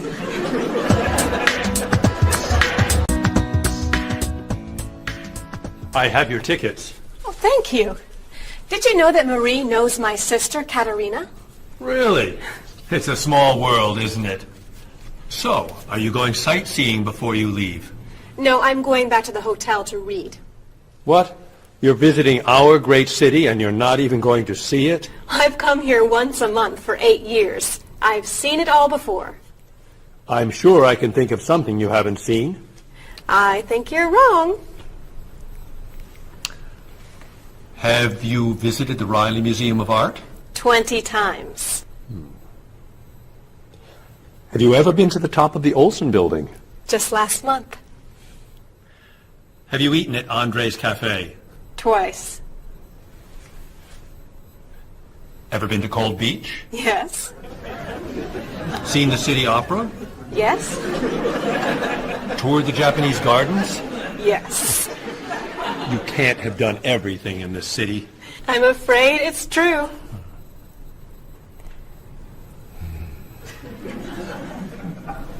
Have you ever visited the Museum of Cheese? There's no Museum of Cheese. Aha. It is really amazing. Everyone goes there. I can't believe you haven't been there yet. Marie, could you call the Museum of Cheese and reserve tickets for Ms. Novak and me? You're not serious. I am. It's at the corner of 7th and Oak. I'll see you there at 4. Okay. I'll see you there. Thank you. Goodbye, Marie. Say hello to Katerina for me. Goodbye. Bye. Mr. Evans, is there really a museum of cheese at 7th and Oak? It's a wonderful little cheese shop. They have every kind of cheese. Some of it's very old. So yes, I'd say it's a museum of cheese. Ms. Novak will love it. Give us another one, Marie. We're running out of time. Oh, there she is.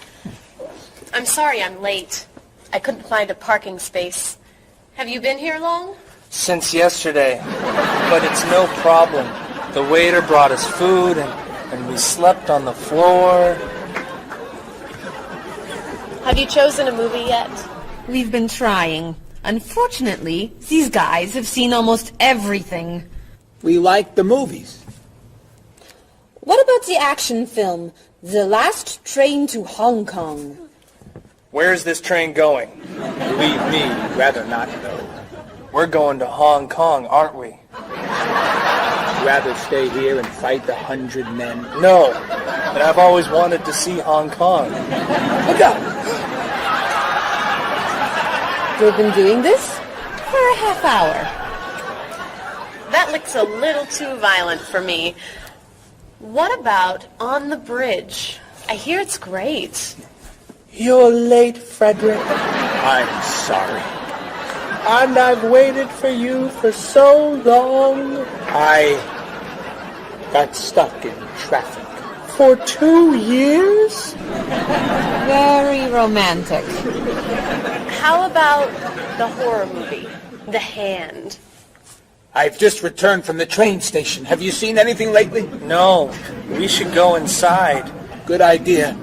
I don't want to see that terrible hand. Do you really think there's a hand out there that... Stop doing that right now, and the movie tickets are my treat.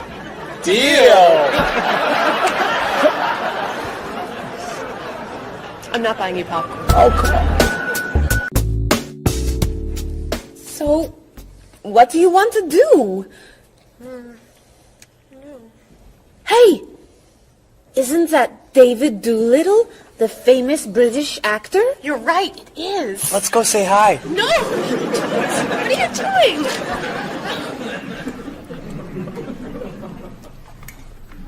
Aren't you David Doolittle? Well, yes, I am. Wow, we really like your movies. Thank you. You're great. Thank you very much. Remember that movie where you were that dancer? What was that called? The Dancer? That's it. That was unforgettable. I love that one where you're the chef. What's that one called? Dr. Falk? That was so funny. Unforgettable, man. Thank you. My favorite is the one where you're that robot musician named... DD-42. Yeah, man. Oh, I just saw that movie again last week. That's a great movie. What's that called? Songs of Love. Yeah, man. That's unforgettable. Thanks. You know what? I have to go soon and I should finish my lunch. Oh, right. Yeah, sorry. It was nice to meet you. Well, you too. Take it easy. Take it easy. Isn't that what you say at the end of that movie where you're the pilot? Pie in the sky. Yeah, that was unforgettable, man. Unforgettable. Would you guys care to join me? What's your favorite?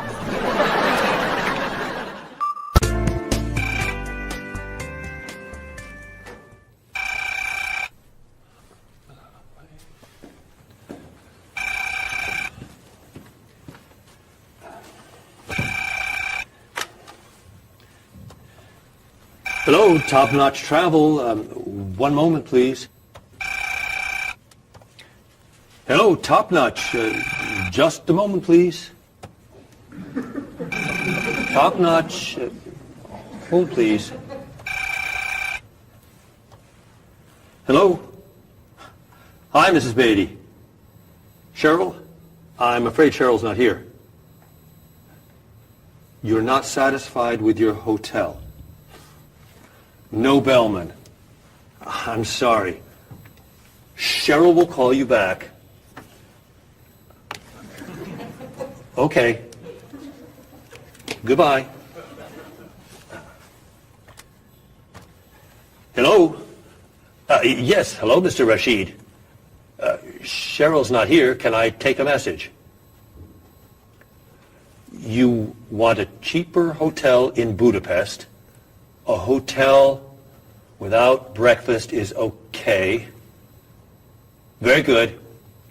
I'll give Cheryl your message. Goodbye. Hello? Oh, hi, Ms. Novak. She'll be right back. Is there a message? Can your cat stay with you at your hotel in Rio, and you'd like to reserve a king-size bed? I'll ask her to check and call you. Bye-bye. Oh, you're back. I have 3 messages for you. Let's see. Mrs. Beatty wants a cheaper cat. Mr. Rashid isn't satisfied with his breakfast. And Ms. Novak thinks the bellman needs a king-size bed.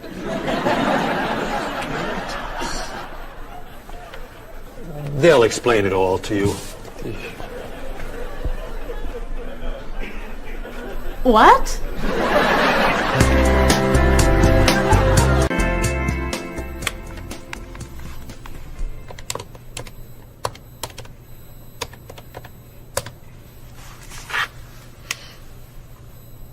Hello, I'd like to speak to a guest.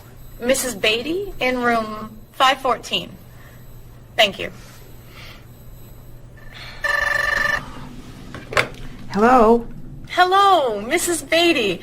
This is Cheryl from Top Notch. How's Los Angeles? Well, the hotel isn't very nice, dear. I'm sorry to hear that. Are you okay? You sound tired. My room is on the 5th floor. I had to walk up with my luggage. There's no bellman? No elevator? No. And I wanted a non-smoking room with a king-size bed. And I requested that for you. Well, they gave me a smoking room with a twin-sized bed. It's all they have. I'd better check your reservation. What hotel are you at? The Candle Inn, I think. And another thing. They didn't make up the room. The towels are dirty. Did you call housekeeping? They're not answering. And there are all these students everywhere. I thought you said that movie stars stay at this hotel. Mrs. Beatty, your reservation is for the Chandler Inn. You're in the wrong hotel. The Chandler Inn is a much nicer hotel. Oh. Well, I'd better call a taxi. How will you get your bags to the front desk? I'm sure I can find a student to help. I'll say I'm a movie star. I'll be fine. Okay. Good luck. Goodbye.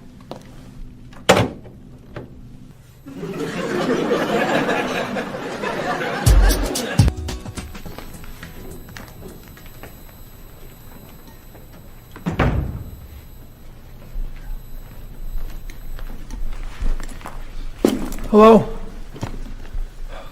Paul, what happened to you? I had an accident with the van. Oh no. Are you okay? I'm fine. I was wearing my seatbelt. No one was hurt, but I think we're going to need a new van. Well, what happened?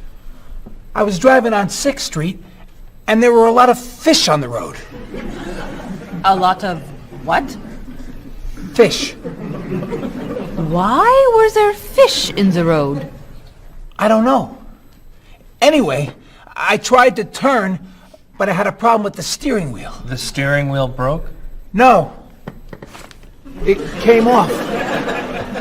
So I drove over the fish.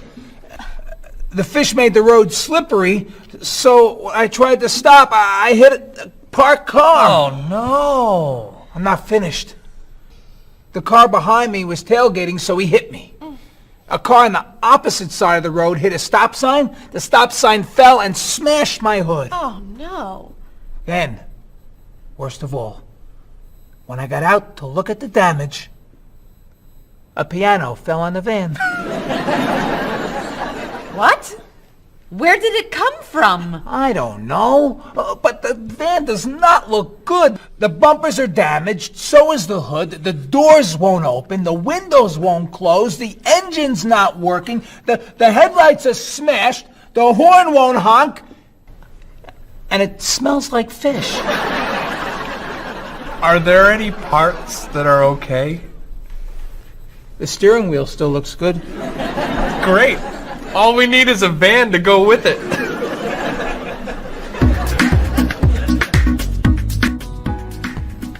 We're going to need a van this afternoon. You're taking the tourist from Chile to the museum. I'll call the rental company. Are you hungry? Yeah. Want some of my fish sandwich? Oh, sorry. Guess not. Hi. Is this auto rent? I need a rental car. A van. Do you rent vans? That's great. We'll need to pick it up right away. We'll probably need it for 2 weeks. Could we return it on the 15th of the month? Great. 4-wheel drive. I could take the group from France to the mountains. Do you have any 4-wheel drive vans? They don't have 4-wheel drive vans. How about a luxury van with DVD player and stereo? Do you have any luxury vans with DVD and stereo? Stereo, yes. DVD, no. How about a convertible van? Yes, Do you have any convertible vans? What color do you want? Blue. No. Red. No. Green. White will be fine. Insurance? Yes, we'd like insurance. Lots and lots of insurance, please. Cheryl, your hair looks gorgeous. Thank you. I have a new shampoo. Bright and clean. I'd like to try it. Did you find it at the drugstore? No, I bought it at my salon on Friday. I'll pick some up for you next time I'm there. Great, thanks. Would you like some too, Bob? I have shampoo. Thanks. But mine will make your hair softer and cleaner smelling. Thanks, but no thanks. Come on, Bob. Don't you care about how you look? Of course I do. I shampoo, shower, and shave every day. That's all? Is there more to do? Don't you use any skincare products? Body lotion or skin cream? No. Should I? If you want your skin to stay young and healthy. Do you use any conditioner? That's for women. Lots of men use it too. Really? Sure. Women like men who take care of their appearance. Really? Okay. Well, what else should I do? You don't want me to wear makeup, do you? Lipstick, mascara, eyeshadow? No. But how about a manicure? I'm serious. Look at your nails. They're a mess. Men get manicures? Many do, yes. We can give you one right here. Really? Piece of cake. Well... Okay. Great. Then we can talk about your haircut, facial, and facelift. What?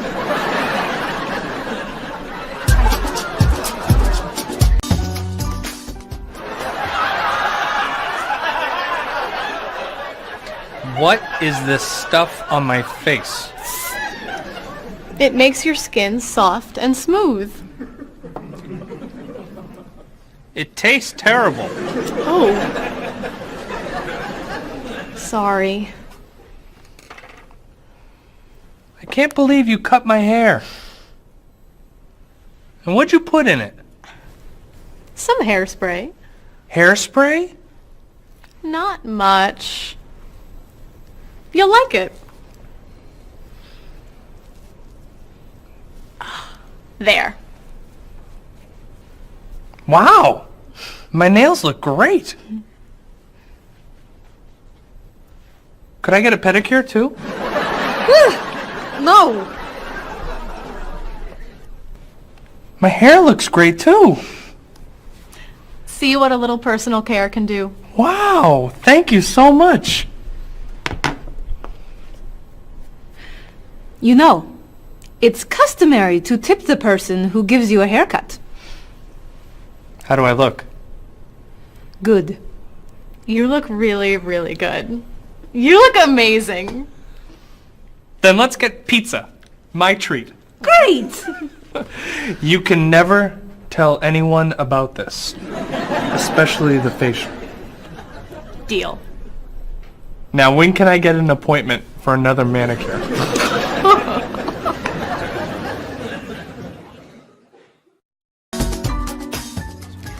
I think everything's ready. Why don't we sit down?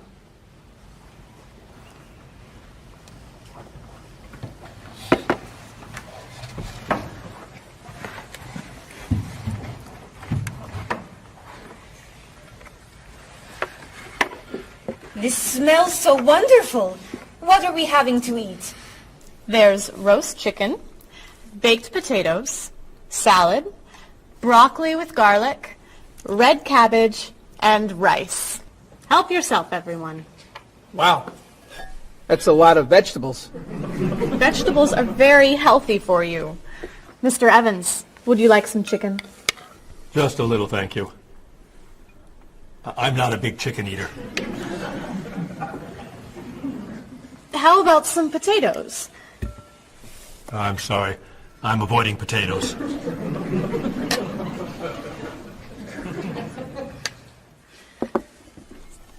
Some broccoli? I'll pass. I'm afraid it doesn't agree with me. Cabbage. Sorry. I'm allergic.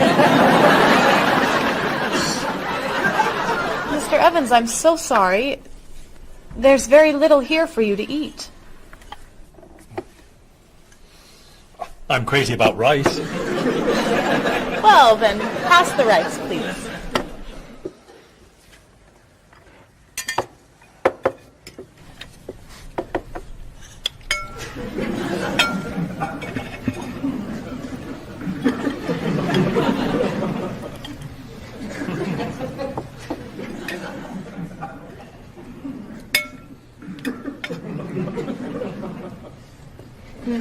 Cheryl, this tastes so delicious. Bob, you're not eating very much tonight. Don't you like the food? Bob's on a diet. I'm trying to lose weight. Good for you, Bob. I'm on a diet too. Why are you on a diet? You're so skinny. I'm trying to gain weight. I can't stand it.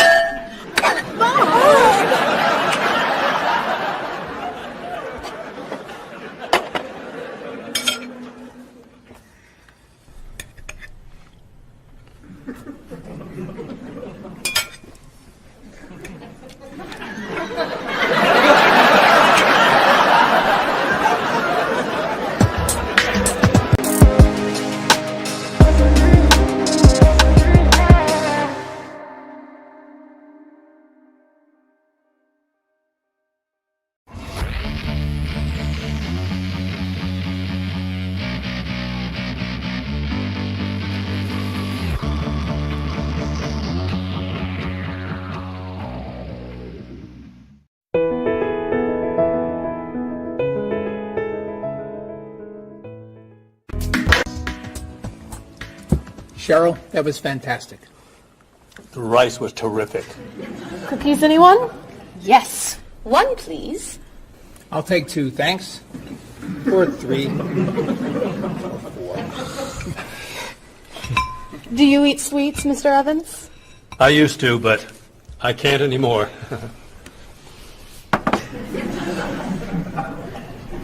No dessert for you, Bob? Not on his diet. But weren't you eating cookies today at work? I was eating carrots. Didn't I see you snacking on candy this afternoon? That was an apple. What about that ice cream you ate yesterday? Fruit salad.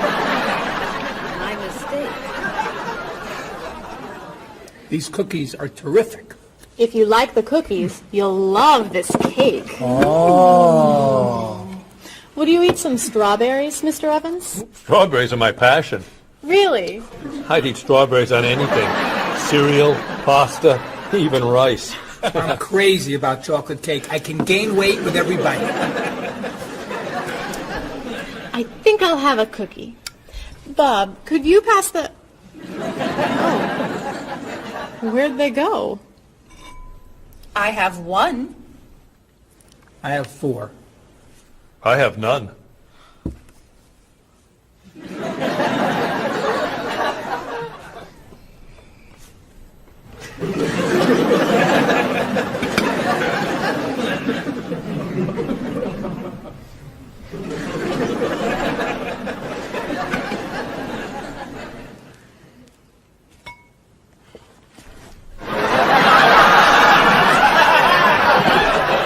Hey, you only live once.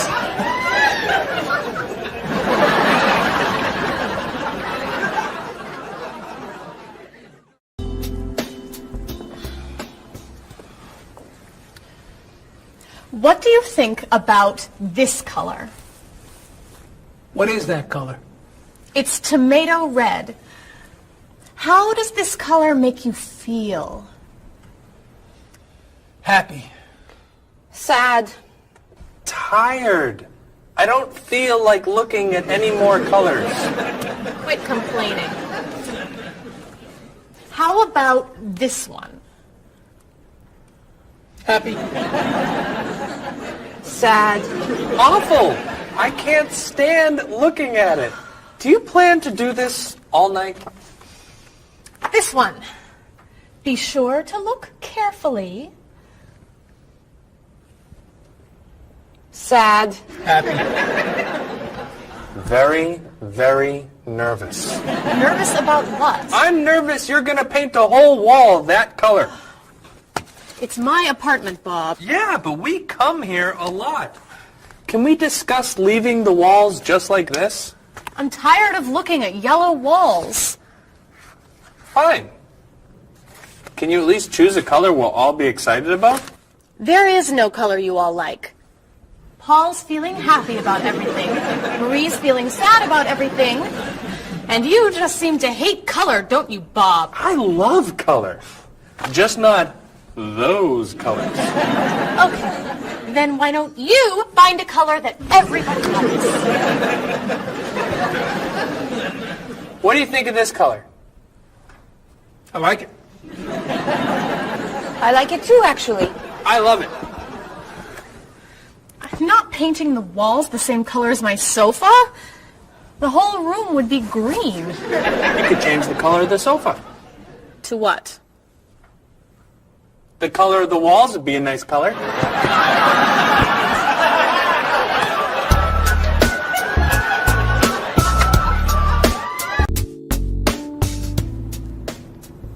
Marie, you've been so quiet. Are you okay? I'm just a little down in the dumps. Oh, I'm sorry. We've been arguing about colors and you're feeling blue. Blue.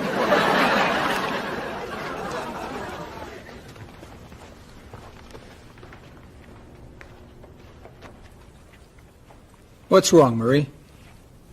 Don't know. I can't put my finger on it. I've just been feeling out of sorts. Don't worry. I can help. Dr. Cheer is here. Doctor who? At school, people call me Dr. Cheer because I'm always happy and I enjoy cheering people up. You know that's true. You're always cheering me up.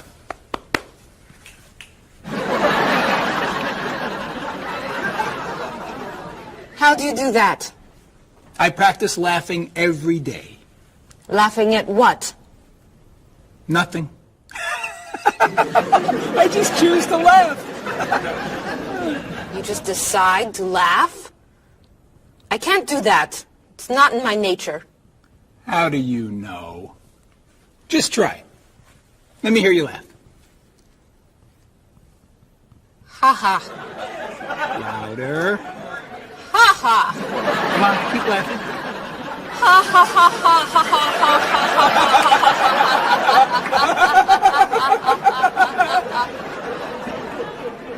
You're right. It's not your personality. What now, Dr. Cheer? Chocolate? Yes! Works every time.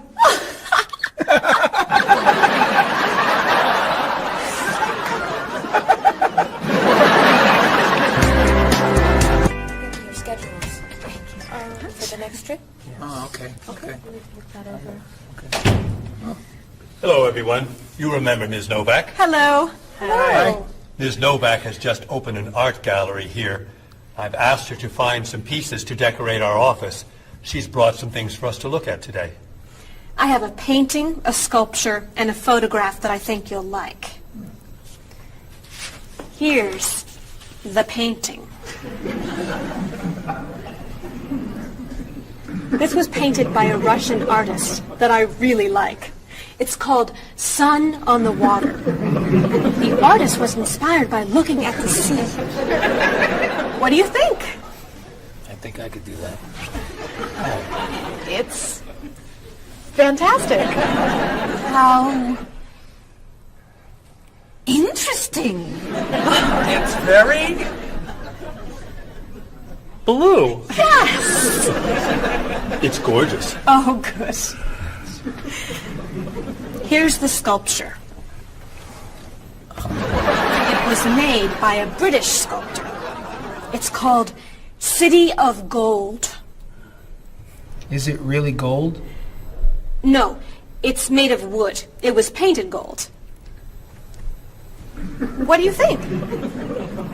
It's cool. Mr. Evans, I think it would look good in your office.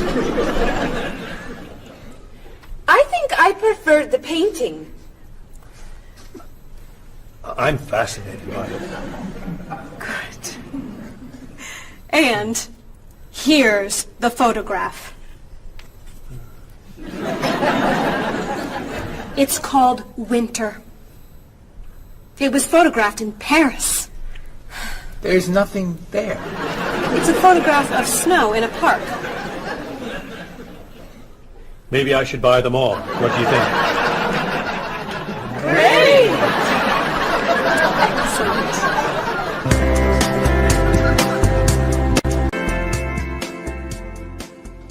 Hey, look.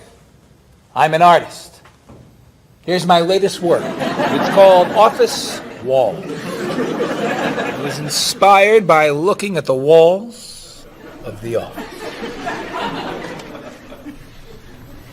Are you a photographer? Yes. Well, no. I take a lot of pictures.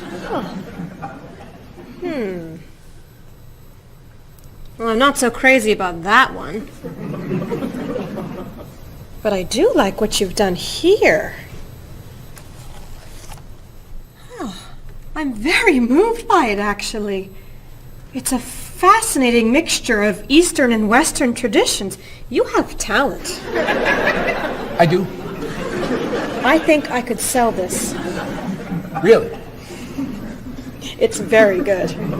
I'm crazy about photography. Well, do you have any more of your work here? No.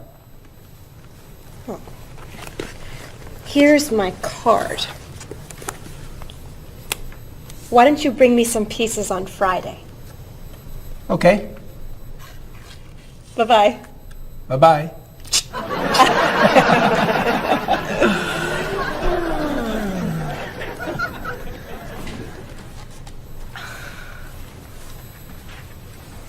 So, where are we going to put this thing? Hang it by my desk. Really? Yeah.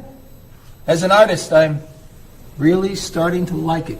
As a matter of fact, I think it's one of the most interesting works I've ever seen.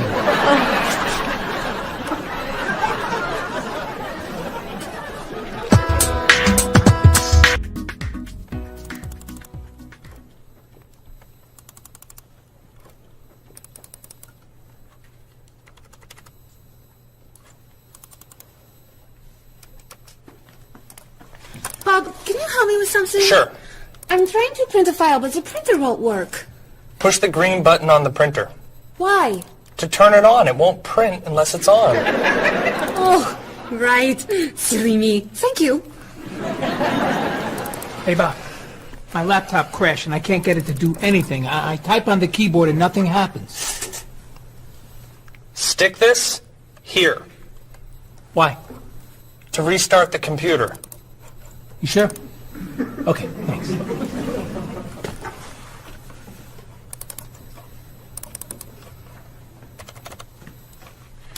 Bob, I could use a hand with something. What is it? Somebody sent me an email, but I think it has a virus in it. Don't open the attachment. Click on the no virus icon on the toolbar. Why? To clean the computer and stop the virus. Thanks.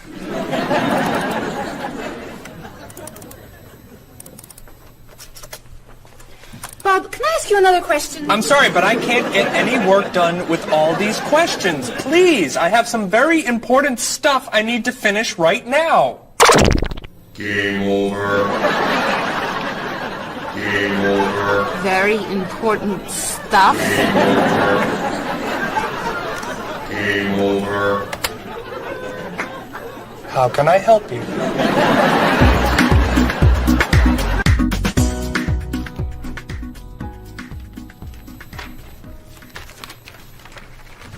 Hey, Mr. Evans?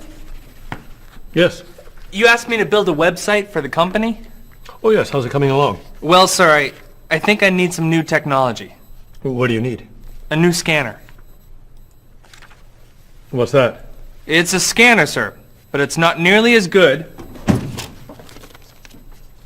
as this one. This one would give us much better photos. Okay. And a digital camera would be good. What's that? It's not a digital camera, sir. It won't take pictures as easily as this one. Okay. And also a new laptop. It's not as fast as this one. I see. Anything else? A new DVD drive. And I could also use a new joystick. A joystick? Isn't that for computer games? Well, I don't really need the joystick. What's all this going to cost me?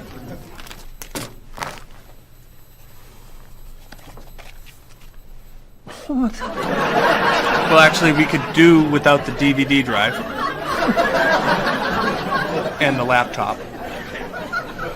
And the camera. And the scanner. Great.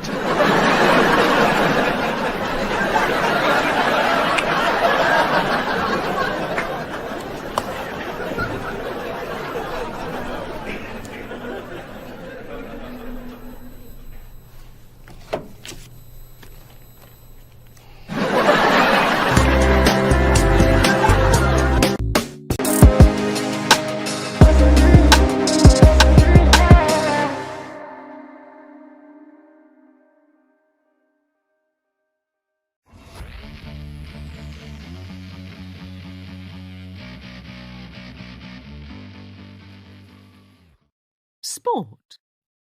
Many Scottish people love sport. And in Scotland, many people play golf. The rich and the not so rich. Golf began in this country. And the golf capital of Scotland is St Andrews, a small university city near Edinburgh. There are more than 400 golf courses in Scotland, and many of them are very beautiful. In the summer, when the days are long, you can play from 7 in the morning to 10 at night. Football is also very important. In 2006, Scotland had the 10th highest number of football clubs of any country in the world.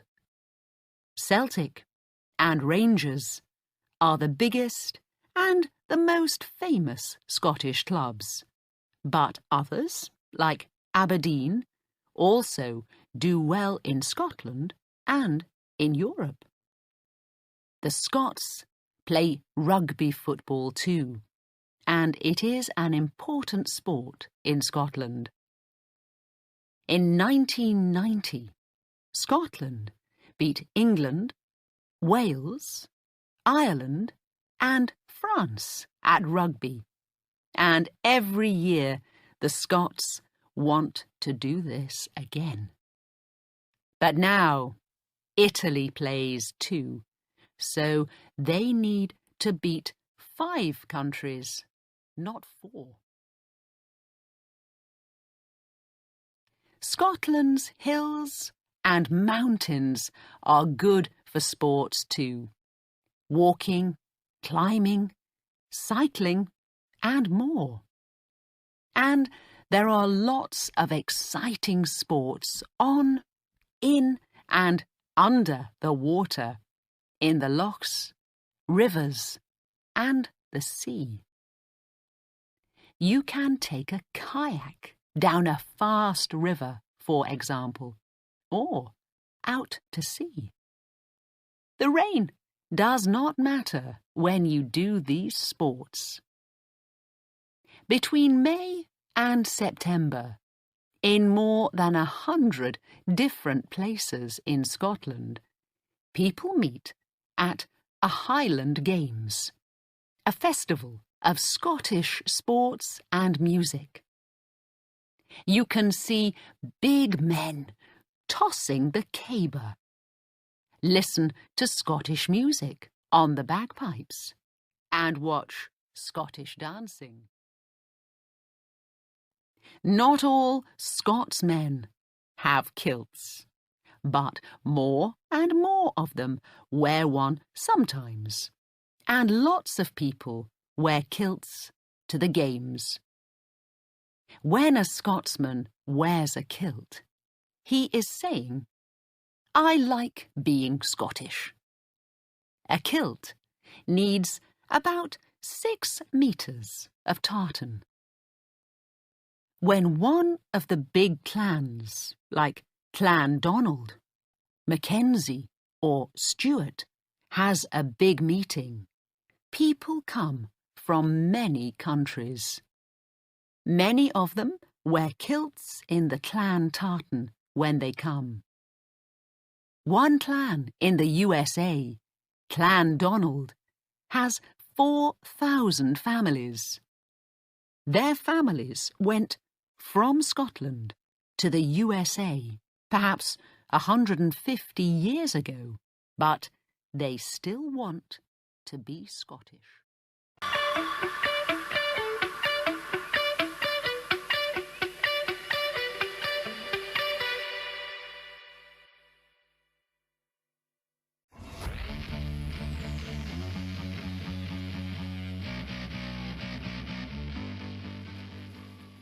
Today, let's talk about how you can become an advanced English speaker, because right now you're probably struggling with your speaking skills. You want to improve, but you're just not sure how.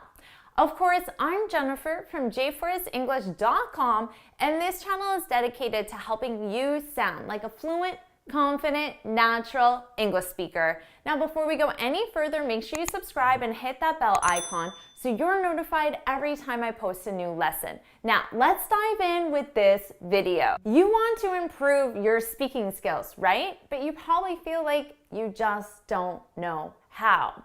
Well, let me share a quote with you that I came across this week and absolutely love. Now, the quote starts by asking you a question. You want to know the difference between a beginner and a master. So this question, let's think about that. You can think about that as being a beginner with your speaking skills and being a master or advanced with your speaking skills. So what's the difference here? What's the difference between a beginner and an advanced student, a master? Well, let's see what the quote has to say. The quote goes on to say, "The master has failed more times than the beginner has even tried." Wow, this is a really powerful quote, and it really speaks to the truth. The truth is that everybody fails, and the masters, the advanced, the successful ones are simply the ones who have failed way more times. As this quote suggests, they've failed more times than the beginner has even tried.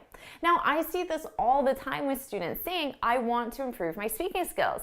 But then I ask them, well, how often do you record yourself speaking? How often do you do public speaking challenges? How often do you practice speaking? And their answer is always, "Oh, well, I don't. Once, I've tried it once or twice."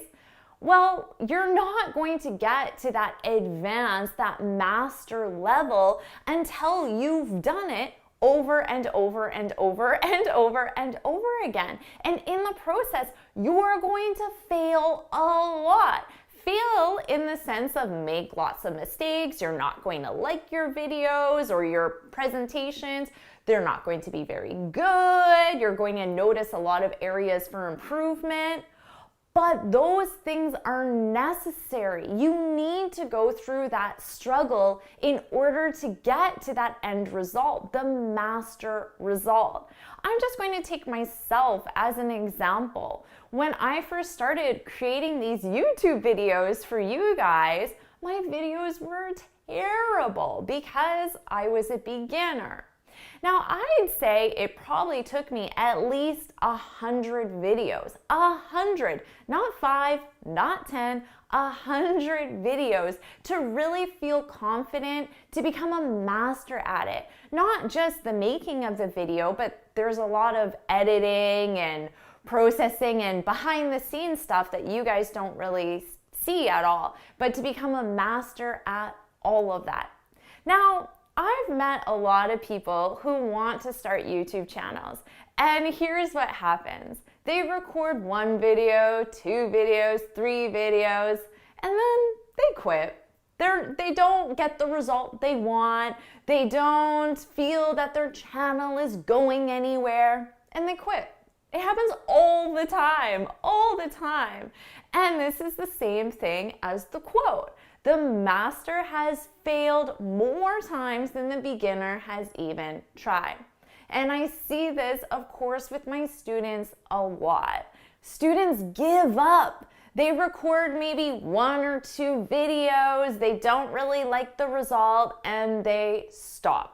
The truth is, you're just not going to see results in that short of time. I think people in general, not students specifically, but just people in general, really underestimate the amount of effort it takes to learn something proficiently, to do something proficiently, to become a master at something.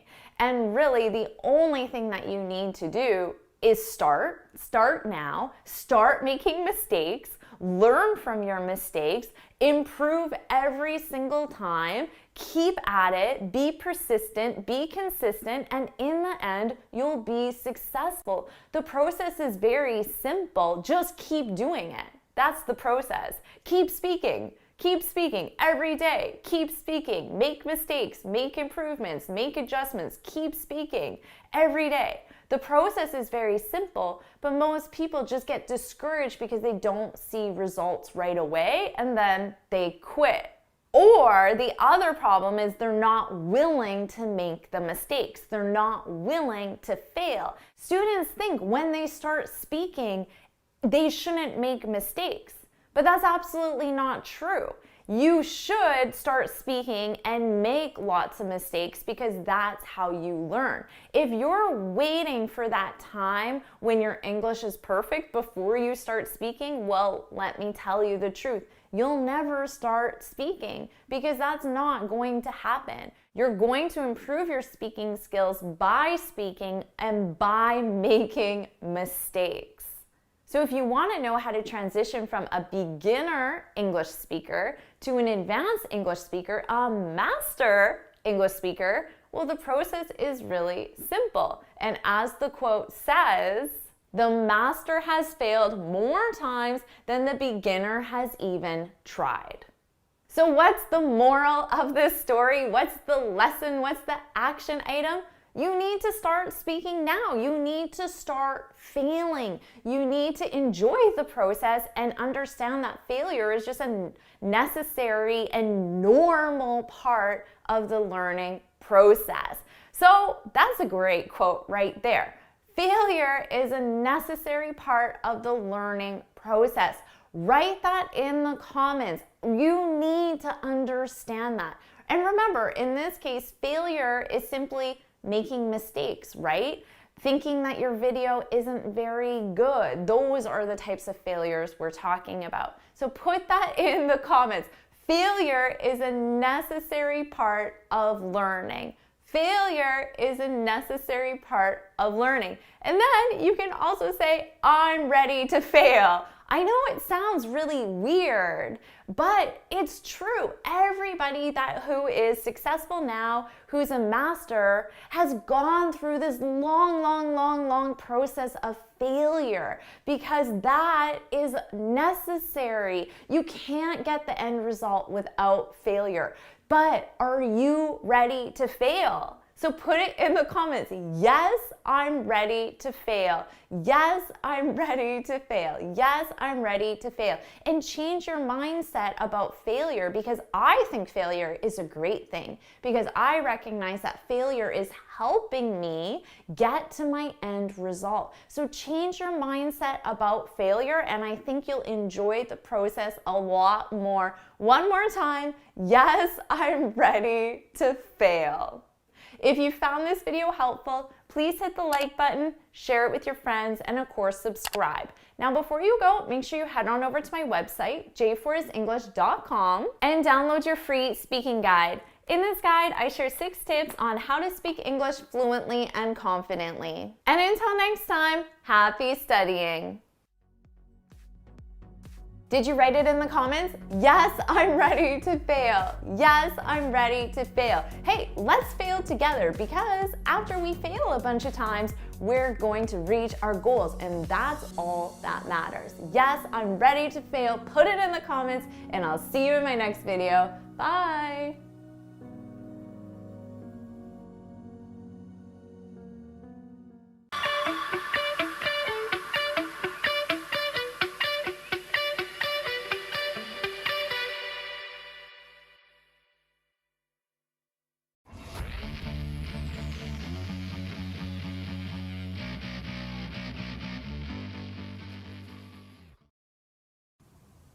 Clown.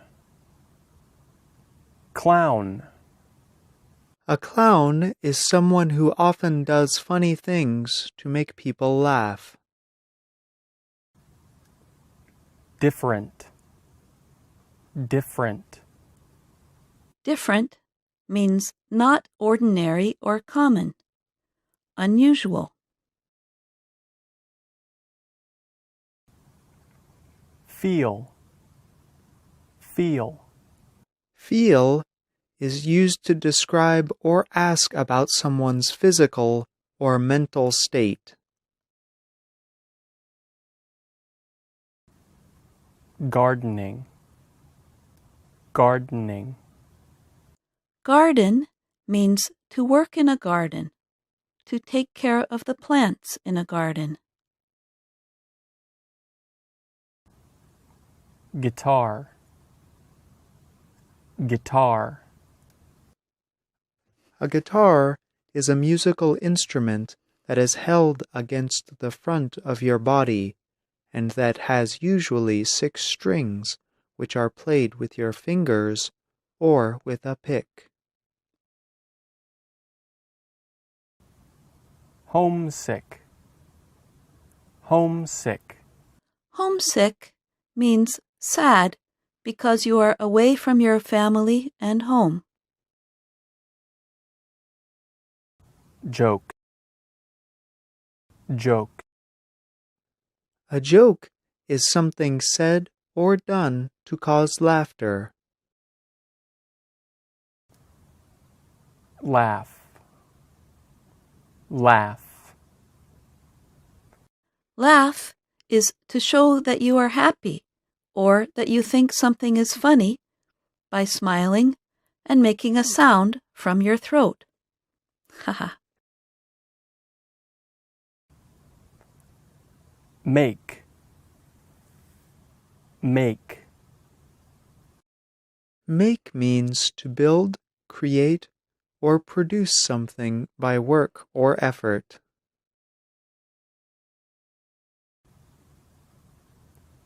Park. Park. A park is a piece of public land in or near a city that is kept free of houses and other buildings and can be used for pleasure and exercise.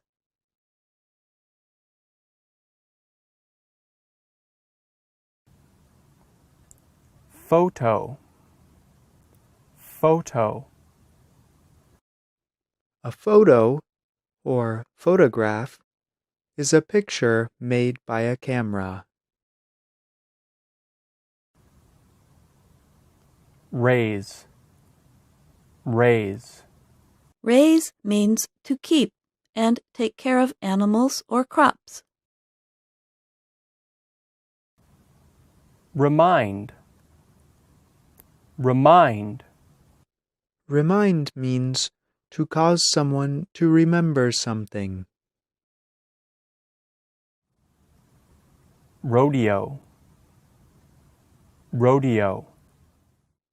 A rodeo is an event in which people compete at riding horses and bulls, catching animals with ropes, etc. Sheep. Sheep. A sheep is an animal with a thick woolly coat that is often raised for meat or for its wool and skin. Spoon. Spoon. A spoon is an eating or cooking tool that has a small, shallow bowl attached to a handle. Sweater. Sweater. A sweater is a warm, usually knitted piece of clothing for the upper part of your body.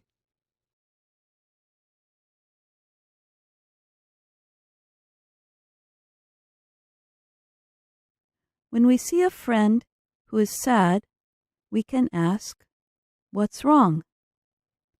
Listen to Marcia ask Anna. What's wrong? I'm thinking about my family. I am feeling homesick. You want to talk about it? Now you try it. What's wrong?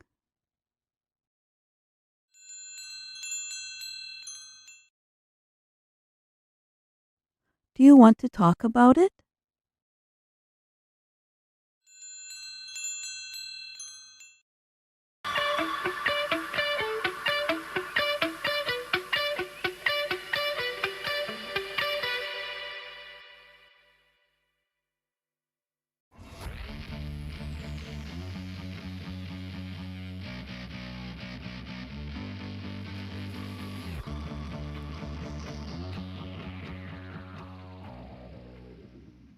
Hi, I'm Jennifer, certified English teacher and communications expert. In today's video, I'm going to share 3 tips on how to speak English fast.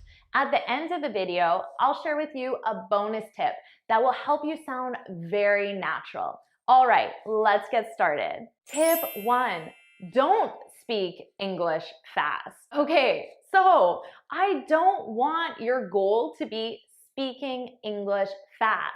The reason is a lot of students mistake fast and natural. Students think English speakers speak fast because to them it is fast because they don't understand the language as well. So when they watch a movie, it sounds so fast. But honestly, for English speakers, it isn't fast. It's a natural pace. Your goal is to speak English naturally because speaking English fast is actually not a good quality from a communications perspective. The reason why it sounds fast is because English speakers don't put pauses between our words. Pausing makes you sound unnatural and it also slows you down. So right now, I want that to be your goal. Eliminate your pauses, speak at a natural pace. Tip 2, understand linking. I just told you about reducing pauses to increase the speed. Another thing that English speakers always do, which might be a more difficult concept for you to understand, is linking. We link our sounds together, and often through linking, we change pronunciation, and we change it so we're able to say the sentence smoother. And because of that, it comes out faster. So a student is often taking longer to say the same sentence because their sentence is this long when you include the pauses and the fact they're not using reductions and linking. Whereas an English speaker, although they're saying the exact same words, it's this long because of taking away the pauses and reducing sounds and linking. So really, it's not that we're speaking faster, we're actually saying less words. And we're saying less words because we combine them. So let me give you an example. Here's a sentence I'm going to say very slowly, unnaturally. Thank you, but I bought a black car. So with this sentence, I paused between every word and I didn't link my sounds. So every word was said individually. Now, listen to me say this naturally. Thank you, but I bought a black car. Let's look at what happens. So for linking, we have thank you. But what I do is I transfer that sound to the next word, and I'm actually saying thank you. Thank you. Thank you. Okay, repeat. Thank you. Good. Now, the reason I do that is because it allows me to eliminate the pause, because the K is a hard sound and it forces me to take a breath of air. So to change that, I transfer the sound to the next word and I say thank you, because now I'm able to say it as one word. Thank you. Thank you, but I, but I. So here, I'm not saying but I. I'm saying but I. But-I. So I'm transferring the T sound onto the next word. Now you'll notice I'm saying it as a soft D because that's American pronunciation. But-I. But-I. Okay, good. Bought-a. Here, I just make this one sound, boughta, boughta. Okay, so now we have thank you, but I boughta. Black car. So here we have a sound that ends in a k, but the next word starts in a k. So because of this, I just eliminate one of the k sounds and I use it to link these two words together. So I say blah car. Blah. So actually, I'm not saying black. I'm changing this to blah, blah, which isn't a word. But I say it quickly and I combine it with car. So you hear the k on car, you hear it for both. Black car, black car, black car. Now it only works if you say it as one word. If I say blah car with a pause, it doesn't work. Okay, so all together, thank you, but I bought a black car. Tip 3, practice slow and increase speed naturally. So let's take the sentence we were using before. When you're practicing this, start slow. So the way I said it, thank you, but I boughta, that's probably too fast for you right now. And that's okay. You can practice with a but I boughta. Practice slow. But I boughta. Now say that maybe 5 times, maybe 10 times. Say it as much as you need to feel comfortable with the sound. And once you're comfortable, speed it up just a little bit. But I boughta. Now say that 5 or 10 times until you're comfortable with it. And then speed it up.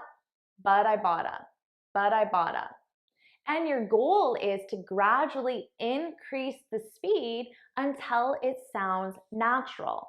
But remember, your goal is not to say it quickly. The second you say it too fast and you lose clarity so the person can't understand you, then you need to slow it down. Bada bada. That's too fast. I would not be able to understand that. So your goal isn't fast. Your goal is natural. Bonus tip, use contractions. This is an area I find even my advanced students don't do this. They don't use contractions. But again, let's take the sentence, I will see you later.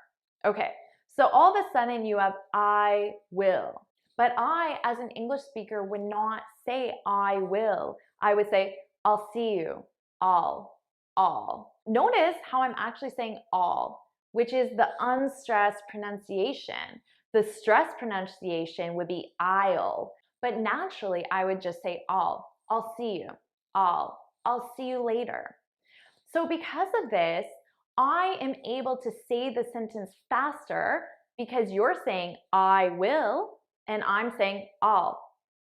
So I'm saying it a second faster because I'm only saying one sound and you're saying two sounds. So contractions are a great way to reduce your sounds and sound extremely natural in English. So there you go. Don't speak English fast. Speak it naturally but clearly. Use linking to reduce your sounds and practice slow and increase your speed naturally. And of course, use contractions to make those sounds even smaller. Let me know in the comments, what do you find most difficult about speaking English fast? I'd love to hear it. Thank you so much for watching. If you found this video helpful, please hit the like button, share it with your friends, and of course, subscribe. And until next time, happy studying.